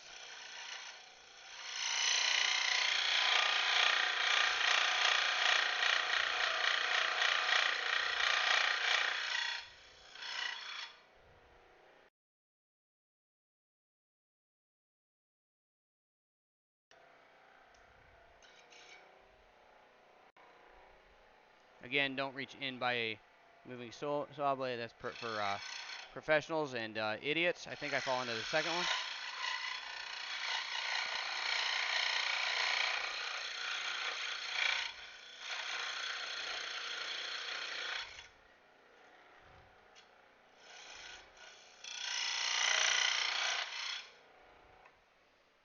Okay, wait till, and the blade's probably kind of hot, so we're going to wait for it to cool off before we remove the piece. Oh, it's actually not too bad. Okay. They can definitely get hot after you've been doing this for a little while. You're cutting a lot. These blades will definitely get hot. Let's put that back in place. Tighten that back down. And here we go. Aside from a little sanding work, and we're going to round off that O. So now the saw blade's back in place. You can see there's a little contour in here, but I'll take a little sanding block. I'll make a little mini sanding block, and we'll sand that out before we pour. All these pieces are definitely going to get some little bit of finishing work before we make it final. So we'll come in here. We're just going to round off the edge.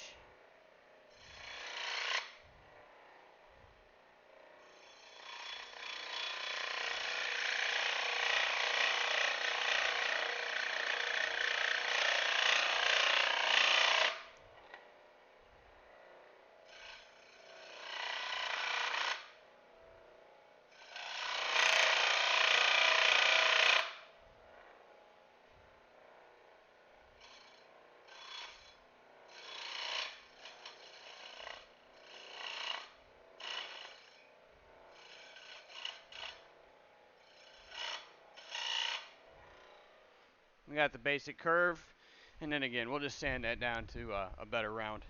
So let's fit this in the box.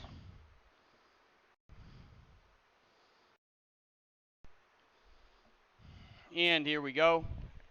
Last one. Now we have the last one standing is the S. And let's get a drink. What are we sitting on for time? 4:30 almost. Whee! Boop! This is going to be interesting. I don't think I have a piece thin enough to make an S out of, so I think we're going to have to take a piece and plane it. So we're going to have to cut a chunk. I think I said this is the one that wasn't big enough, right?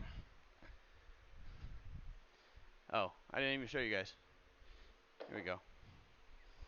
So here's the LOS. In the box, the L and the O.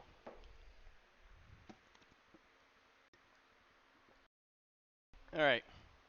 Shop dog, fix shit. Clean it up. Okay. Let's see. I don't think this piece was big enough. No, definitely not. You see, one thing I was trying to take into account too is just keeping the grain flowing the same way so it all is smooth.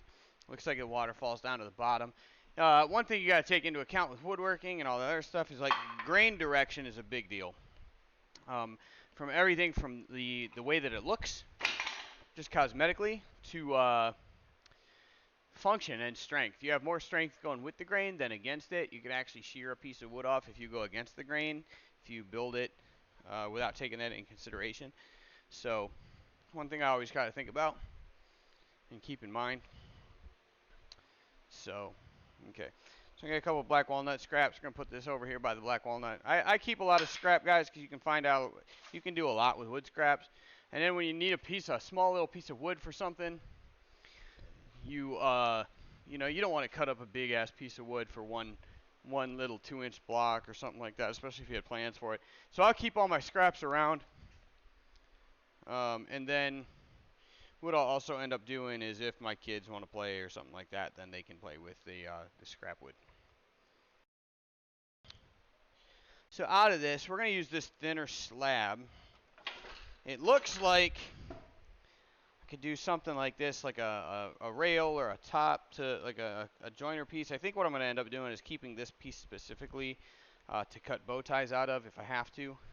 So now I just have to see if the grain direction looks good. I just got to make sure that this piece is wide enough to do what I need it to do, and it is 4. So we're going to cut an 8-inch length off of this.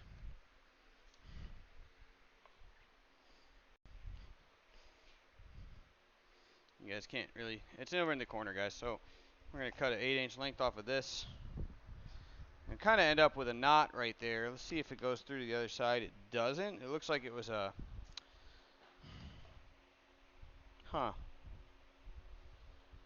that travels. Yeah, so this knot direction on this side here is going to go that way. But I think with the S we're going to be okay. And then we can always fix it. I did another one of these before and actually had a letter break, and we'll just keep the fiber and all the grain, and we don't sand it smooth, and we just glue it back together, and we'll fix it. All right, so this is a big ass piece of wood. It's pretty heavy, so we're not going to get out the small handsaw for this one. We're actually going to bust out the big. We're going to bust out the beast for this one, guys. It's going to be the big ass handsaw, the big ass circular saw. It's the one you build houses with, like, you know, the saws that build men. All right. To be honest, I don't even know if the blade is deep enough for this slab. We might have to cut it from both sides.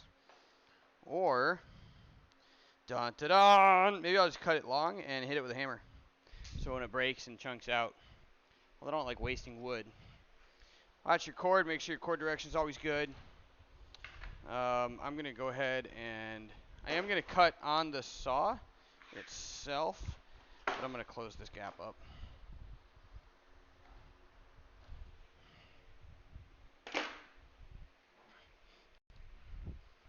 Oh, yep. The fence. Okay. So I'm going to waste as little of this wood as I possibly can by finding the mark that I lost. Here we go.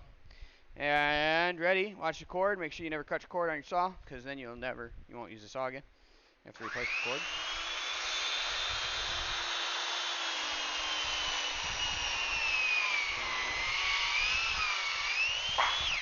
Oh, nice. It did finish all the way through. That's a good thing. Wasn't sure if it was going to. I got so much blade clearance. I am not going to end up using this saw again for this project, so we'll just go ahead and put it away.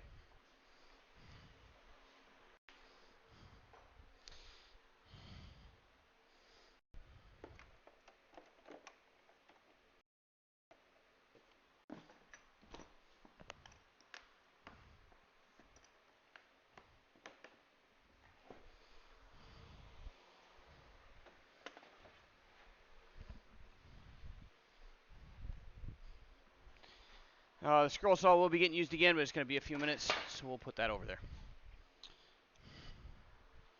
We're done with this. This is the only piece we need off of this, so we will put this back. Alf, if you're watching and you do want a walnut one, let me know. You can have this one. I'll build bolt one. I got that sweet gum. Also, honestly, you should probably take the sweet gum one. Okay. Our push rod back. Little walnut slabs for me and the kiddos. We're going to clean this up real quick. Just going to go ahead and do a clean job real fast. Sweep all this stuff up. Shop safety, guys. Don't want to fall.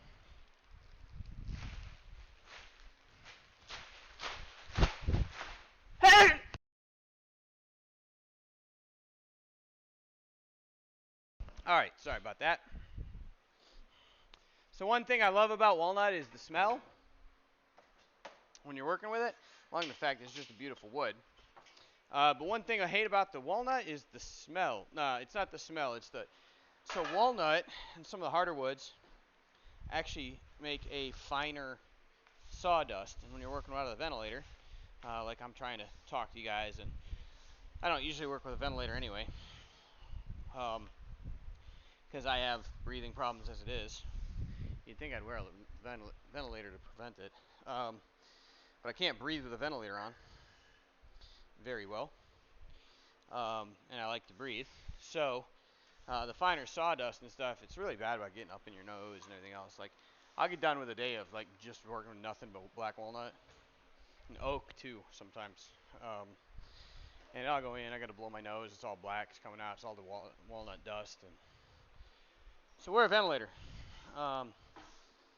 At least like an N95 mask or something like that, right? I unfortunately just don't have any of the N95s here. Shop supplies I haven't bought yet. Also, it's hot as shit, so even if I had some, I probably wouldn't wear any, because it is hot as shit out right now. Last thing I'm going to do is stifle my face, and then you guys wouldn't be able to hear me through the microphone anyway. So,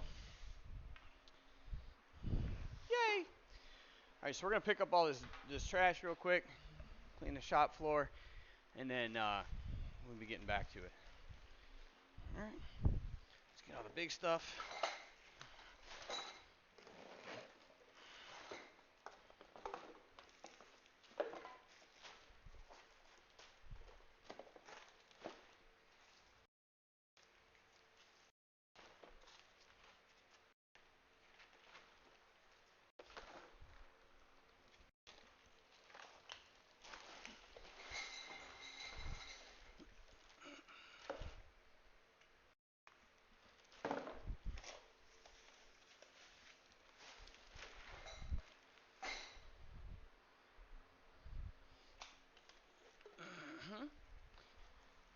Oh, getting old, guys. I can feel it bending over and stuff. Supposed to have back surgery. I don't want to.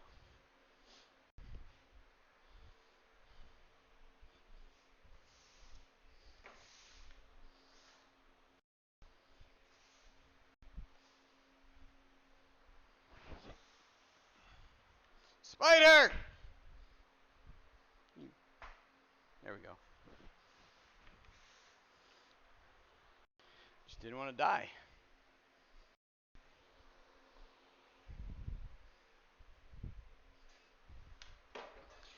So we got about an hour. What we're going to end up having to do is take that piece that we just did. We're going to cut it down as much as we can to reduce the surface area as much as we can, so that it doesn't put wear and tear, extra wear and tear on my planer. The more surface area you're cutting off at a time, the more work the planer's doing. So I like to make the surface area as small as possible, because a lot of times what I end up doing is surfacing slabs. And that puts a lot of labor on that motor. So when I can, I like to reduce that as much as possible.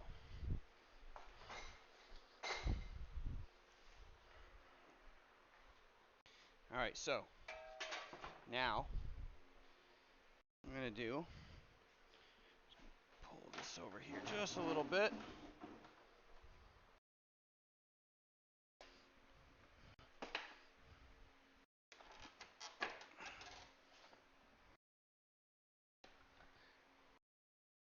Put an extra leg on the table, and then it's splitting from it. Okay, so I'm doing a small piece, so we don't need a lot of room. So what we're going to do first is we're going to cut this down basically to the shape that we need it to be. Do this nice and easy. And we're going to take this slow because, guys, one, it's a hardwood. It's going to put a lot of hurt on this saw blade.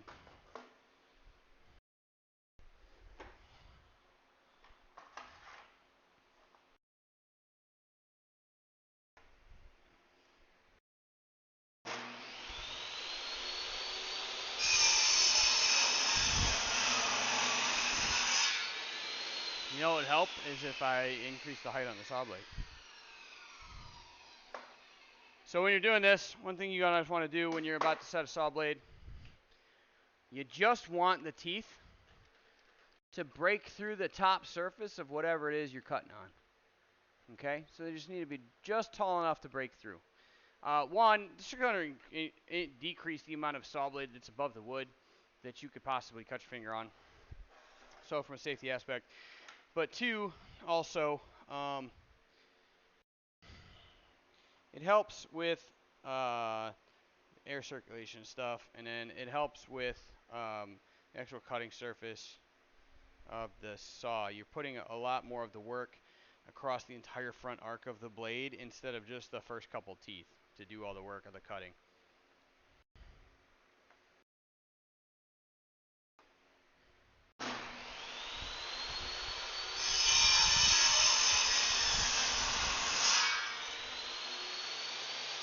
Whee!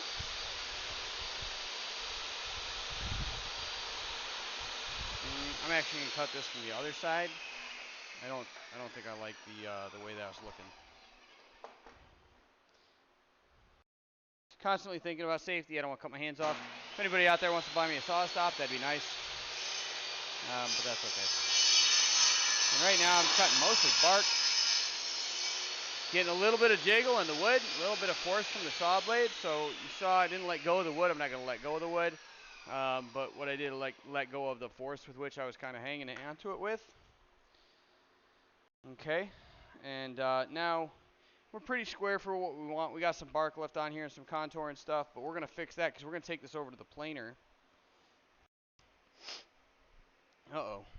That's something I didn't take into account. The actual curvature of this log takes it below the 1 inch of all the other letters.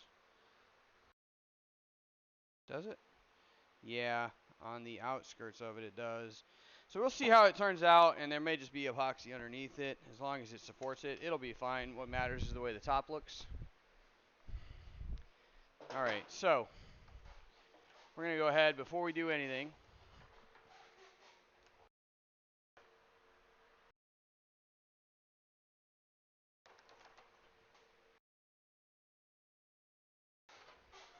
We're going to figure out why this thing seems to be jammed. I'm going to have to oil this, I think. And this is not the table we'll be putting this on, I don't think. I think we're going to end up having to move this. What if we put it over there? Yeah, because this table is not, it's not the most secure thing I've ever built.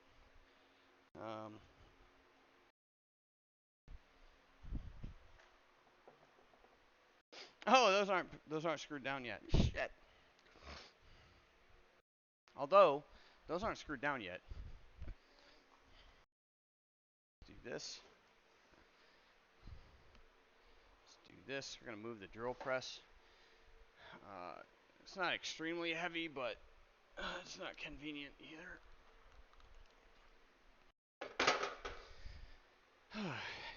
This 80-pound monstrosity.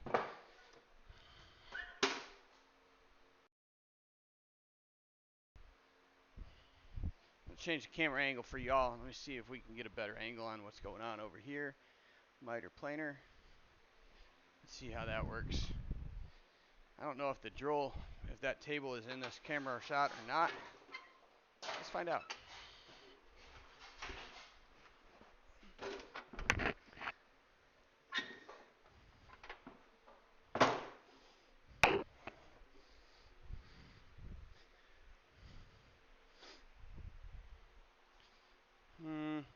Looks like it's a little better for y'all. We'll keep that here for right now. Flip electrical outlets. So this place has the same problem my last shop had, in that we just do not have the power outlets.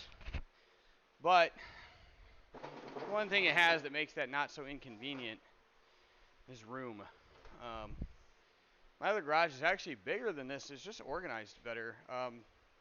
I had this one I built as a workshop from the ground up. The other one kind of had a bunch of stuff just jammed into it. So we'll take this up.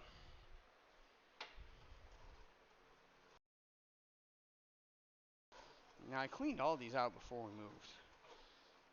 I know I did. All right. Something else I want to do too. I'm going to take that up an extra couple turns. I want to lay this across and see how flat we can actually get the inboard outboard before I reach in there. That's all. I guess I didn't clean it as well as I thought I did. Clean it off, I didn't clean it out. So it's probably why I'm having trouble turning it up and down.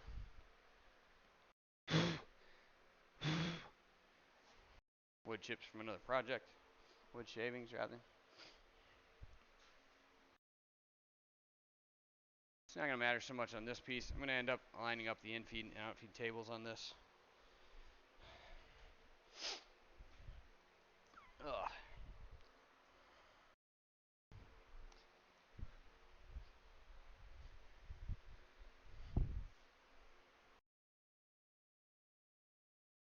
Okay.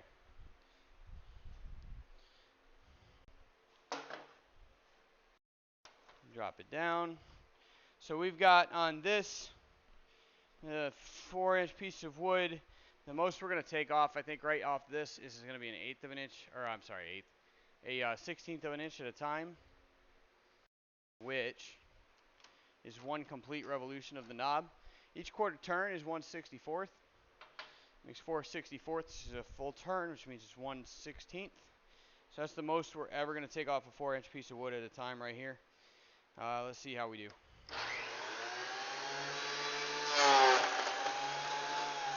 I need a push stick because this thing's small. It's so little. I'm not going to use the one from the saw because I don't want it to get torn up. But I do have this little piece of scrap wood right here.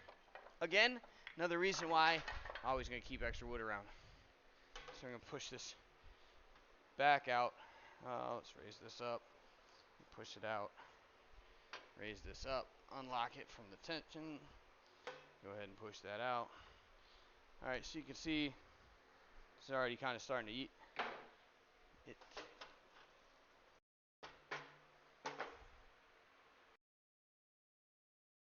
We'll start it early. We'll start it a little high just for good measure. Now it does self-feed, but only to the degree that it can grab it. We'll pass it through, drop it a half a turn so we get used to what it's doing.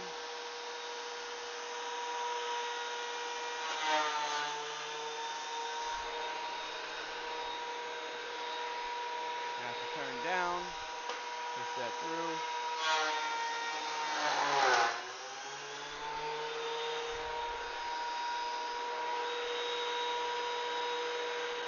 And actually, so that it has a constant surface to grab, I'm going to pass it through sideways.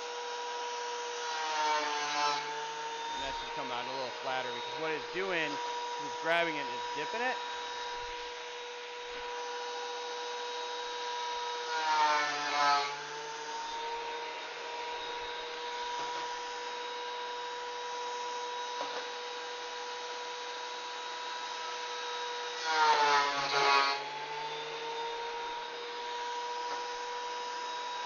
And that's kind of going to happen until it's got a little more surface area to grab. That's where my empty outfeed table lined up perfectly.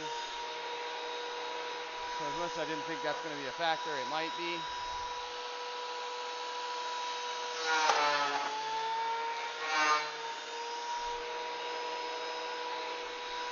Yeah. Yep, seeing some issues. It's also why I'm using this side and not the other, because this is the side that's not going to be exposed. When I'm doing a thickness on something, we will end up planing the front side to get all nice and flat. When I'm doing something for thickness, I'll go back and forth. And then if I'm trying to avoid a problem area in the wood, we'll focus and I'll actually just plane that area right out of the wood.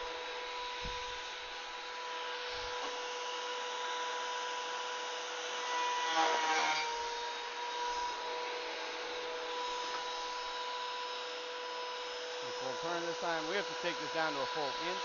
It's just about 2.5 right now.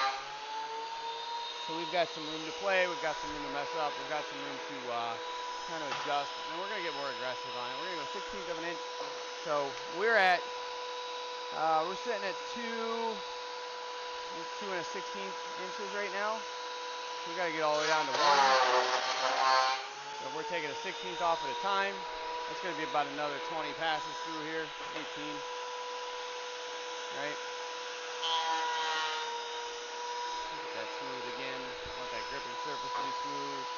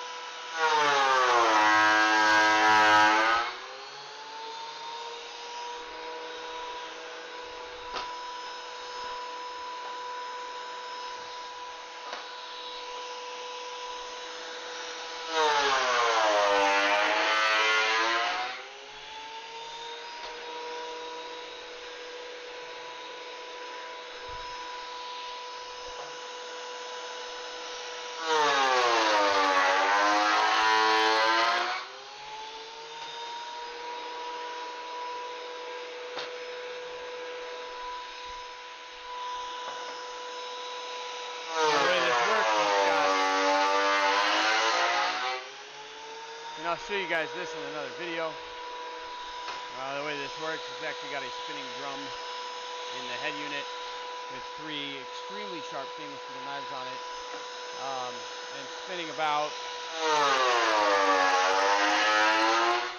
I want to say this one is 18,000 RPMs. Might be 20.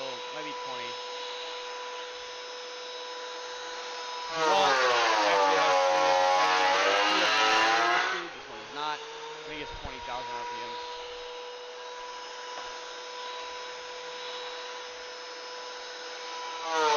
We're down to an inch and a half. We're down to an inch and a half right now, it looks like. Yeah, this one will be an inch and a half.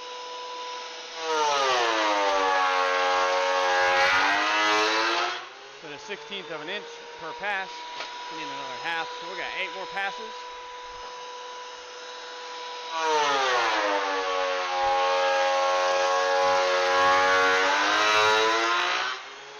And that's 1.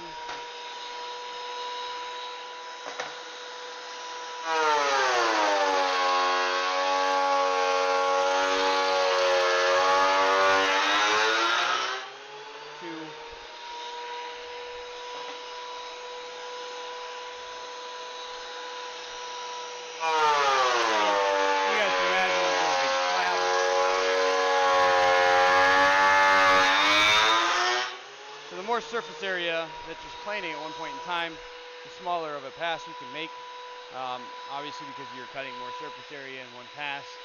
So you can imagine when I'm doing big slabs like that, 12 inches wide, I'm taking a 64th of an inch off at a time, a 32nd of an inch off at a time.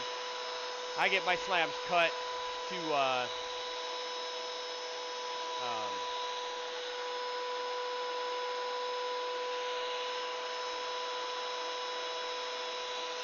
usually 5/4.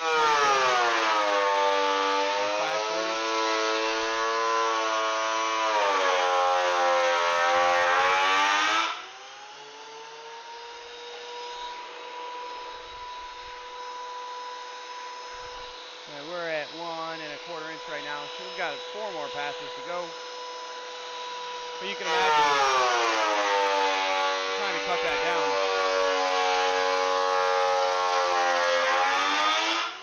And then then also because the slabs are usually curved or warped, they have some drying warp in them. Usually by the time they're ready to use, I've got to brace them, and it takes more time. And we're talking about.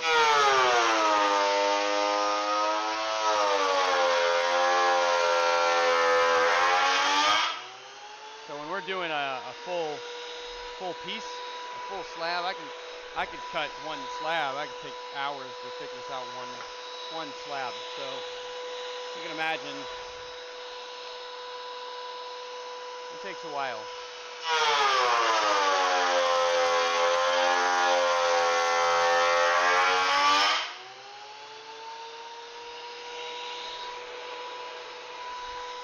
Okay, a little more surface area. We're going to cut it down to a 16, or I'm sorry, a 32nd at a time right now.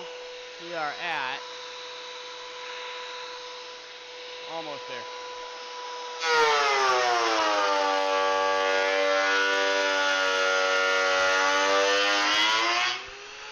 So, 1/4, 8, 16. Yeah, this should be our last pass. It is. That'll take us to 1. I'm going to go ahead and measure the other pieces just to make sure they're all the same.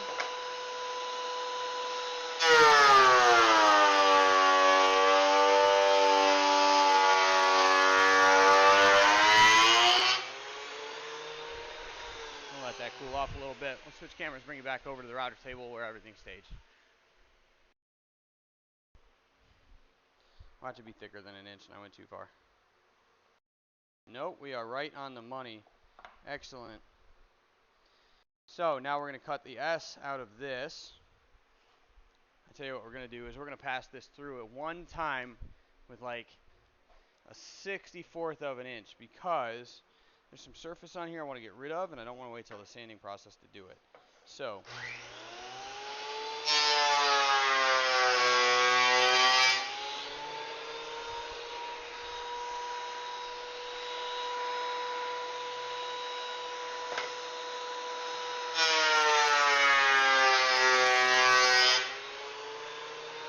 I'm taking a 32nd of an inch off. You can see there's some feathering on the outside where it wasn't quite, it was a little rounded, but that's okay. We'll work with that in the finishing process.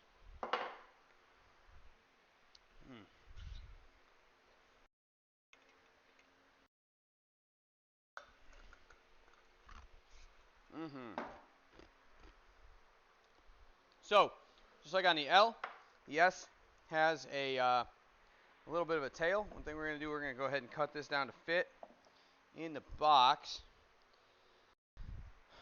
Okay, so you go ahead and we're just going to knock this off so it's square.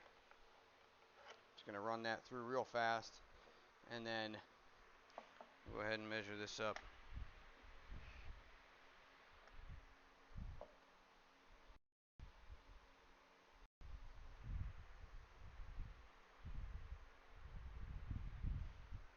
And knock off the bottom right there.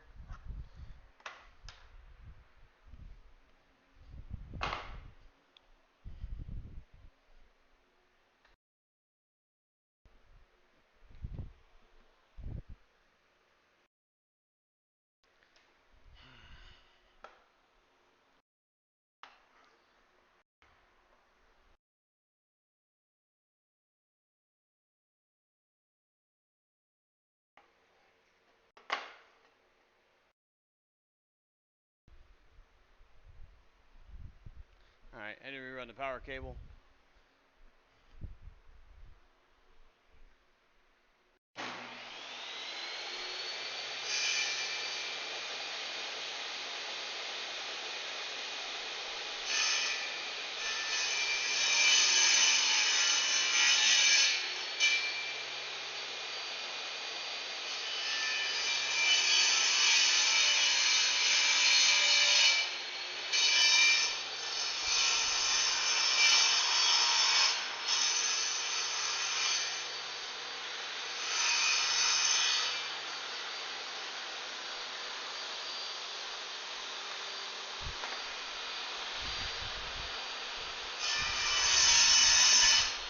I knocked off a little bit more than I wanted to, so I'm going to go ahead and remeasure this.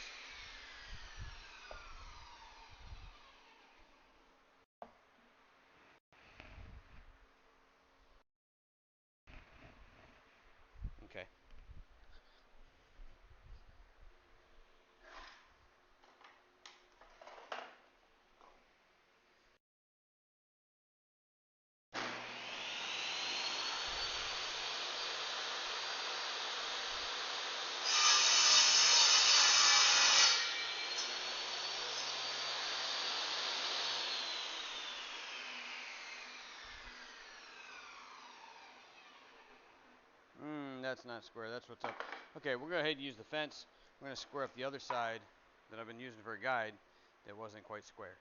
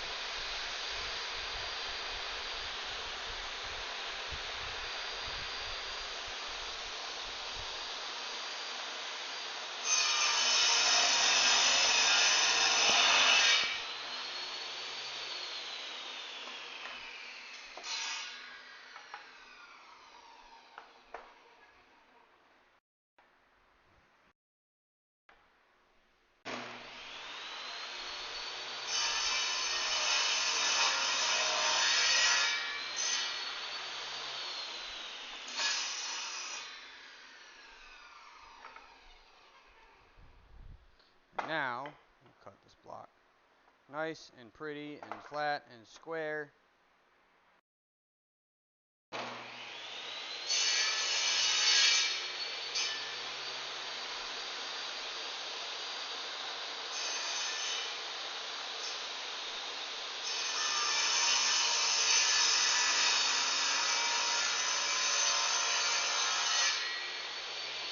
There we go. Now let's see if that fits. I know it's going to be a little wide, but it does fit in the box. Okay, so we're going to go ahead. First, we're going to start by cutting this. I want to make sure. What do we got for width? I need a piece that is 4 1/8 wide.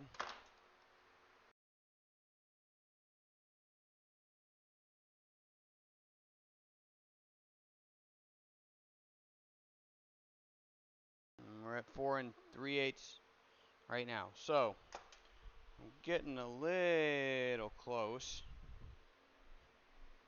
I'm going to go ahead and cut another 1/8 of an inch off of this side.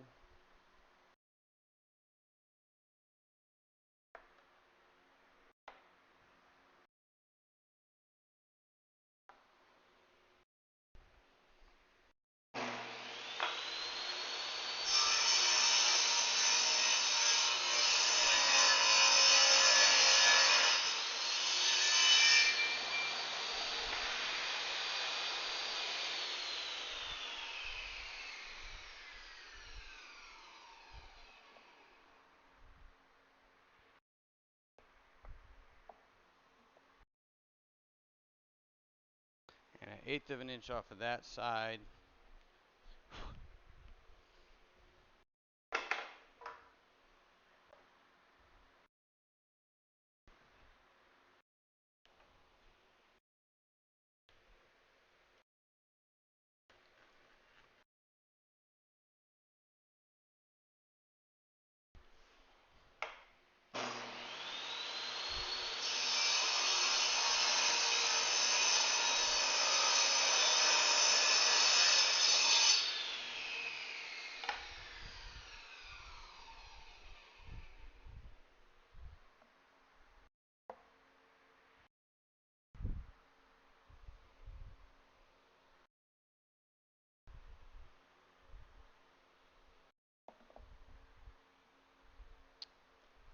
A little room to spare.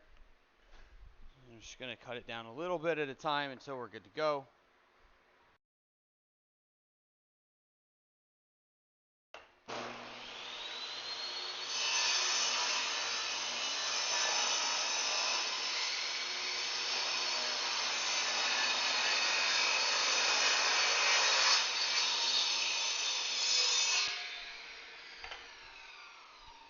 And what I'm trying to do is to make sure that this is going to fit in the box when we angle the S. And I think that's money right there. Okay, so from here,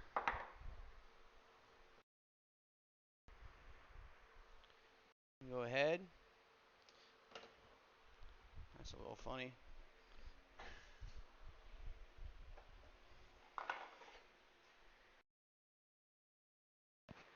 know, guys, I keep going back and forth. Sorry about that.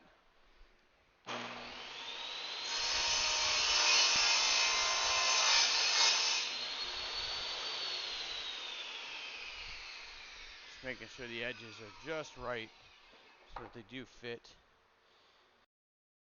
So, I'm going to do a cheat. I'm going to line this up like that. And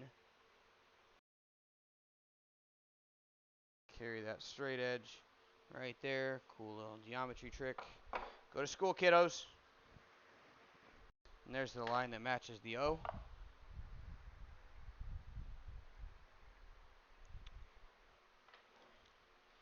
Because the S has the lines in it.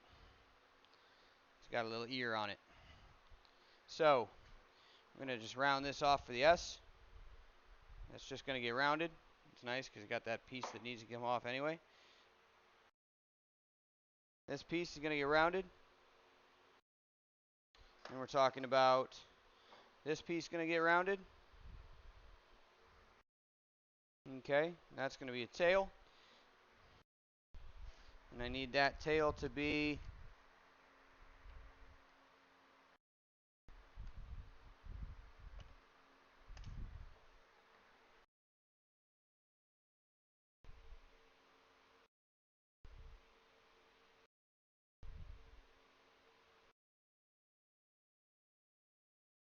uh, 3/4 of an inch. 3/4 is fine. Actually, we can cut it down to 5/8.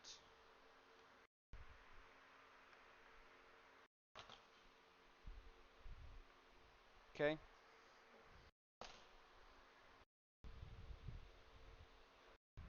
So we're going to go right there. We're going to sharpen this up a little bit.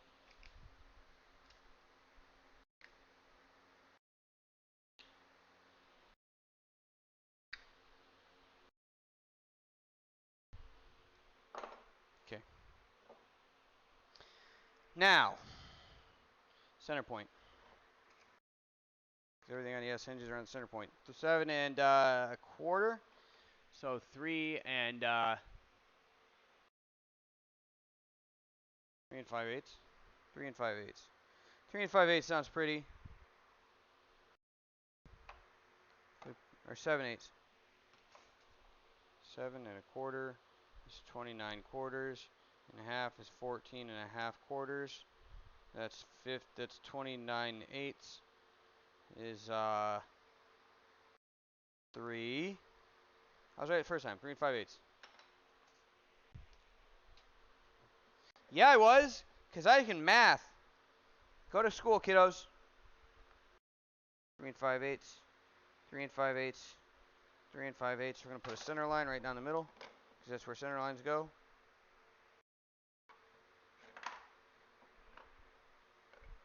It's not quite right. Okay. I'm a superstar. It's not quite square. You know what I could use for that? A square. Okay.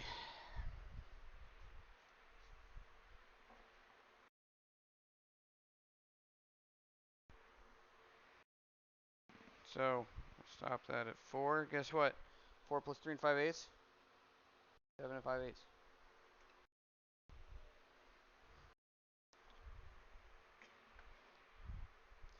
I want to be just like Daddy.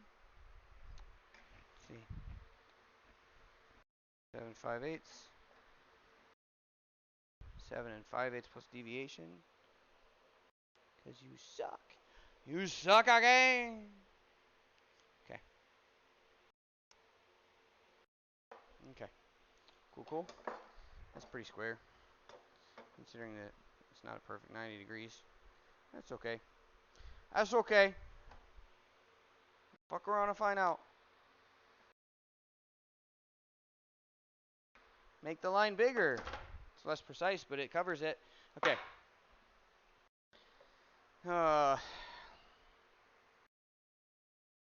And centered on that. Now you find center. Do do do do do do do.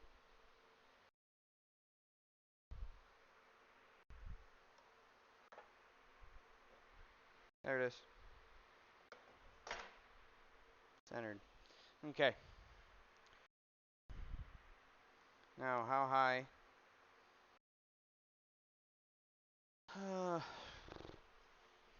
It's going to come up about.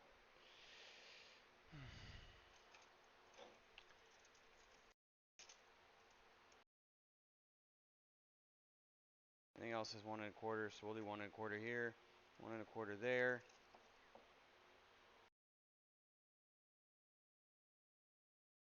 And 1 1/4 there.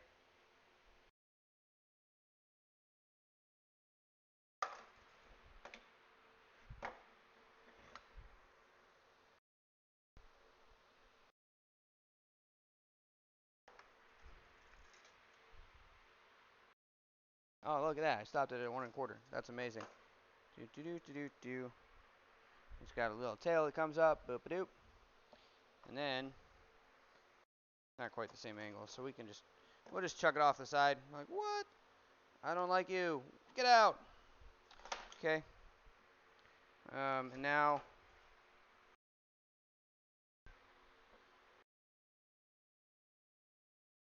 although the S is only going to be 1 1/4 inches wide. So, 5 1/4, 2 1/2 1/4, 2 5/8.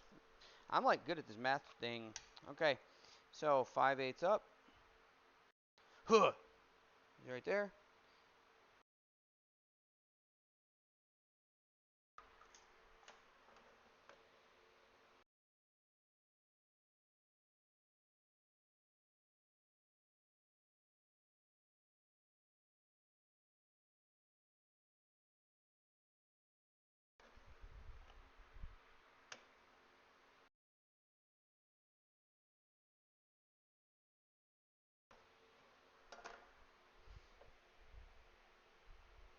That's going to get rounded. And then that gets rounded.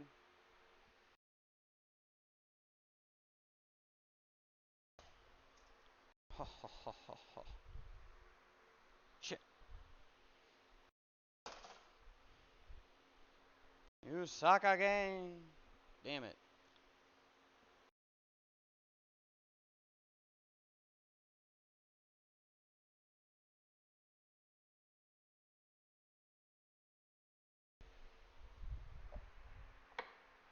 Mm-hmm.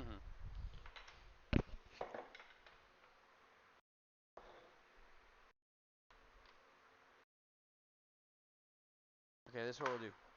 I got an idea.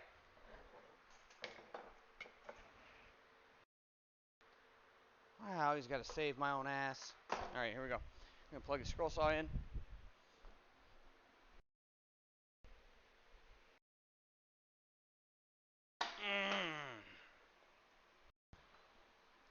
I'll bring you guys over here in a second. Just 1 second.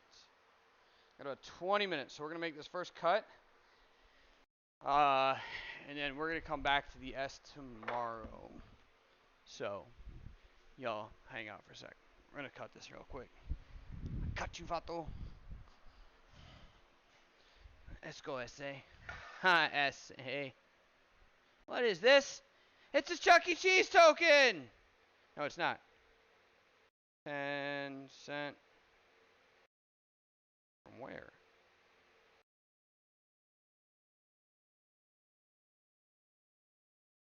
I don't know. Maybe Canada or something like one of them fake countries.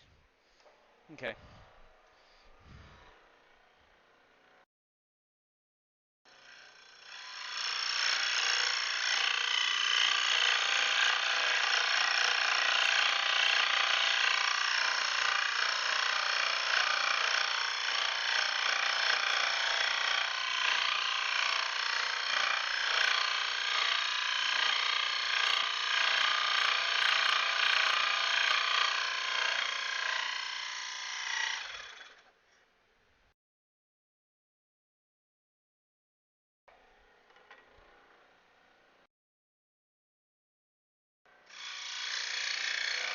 You know what would help? If I had light behind me.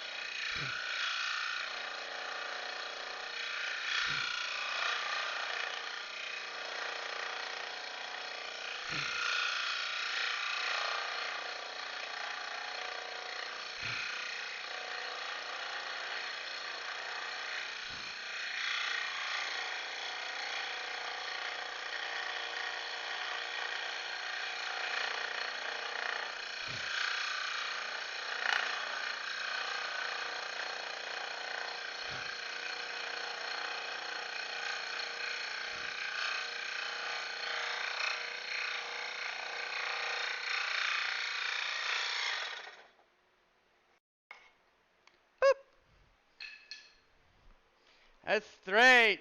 It's about as straight as Elton John. Freaking. Never mind. No, that's pretty straight. Yeah, I'm pretty happy with that. Okay. So this we'll tuck into the S or the O just like that. You'll see. See. I'm doing the things.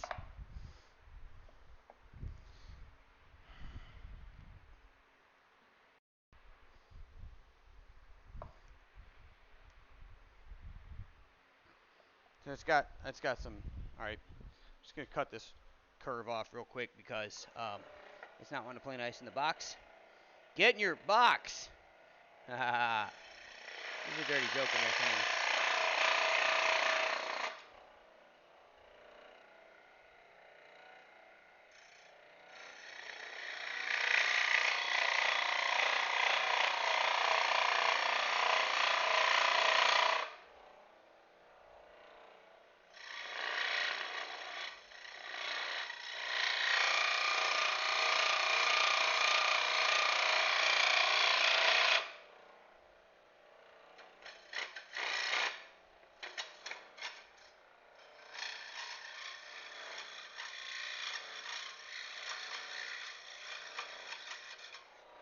Okay. There we go. That'll fit. Too good for your home? Okay, here we go. So, the S is started. We're going to knock out the rest of it tomorrow, or well, maybe not tomorrow. We'll be working on this week, and we'll be getting all the letters all lined up, and we'll drop. The LOS colors are red and blue on the logos.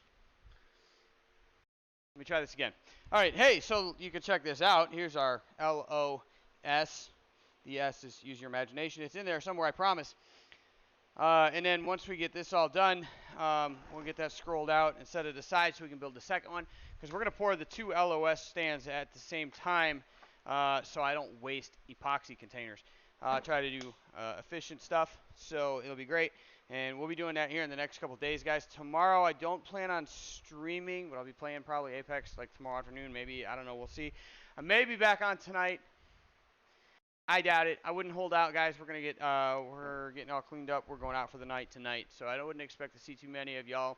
But I hope you all had a great time. I love every one of y'all. I absolutely do. You know that, and I appreciate every time you guys come by. So thanks for hanging out with me in the shop today. Yesterday was fun playing some video games, but I had to get out here and get some work done for the community. So if you guys want, if you're looking into what we're doing, you like what we're doing, stay tuned. Go ahead and follow the channel. Hit the subscribe button if you would. That'd be super cool. Help support the workshop out here. Help me get some shop supplies and stuff that I need. Other than that, guys, I hope all y'all have a great time tonight, tomorrow. You have a great weekend. Stay safe, and God bless you, all right? All right, be good. Daddy's watching.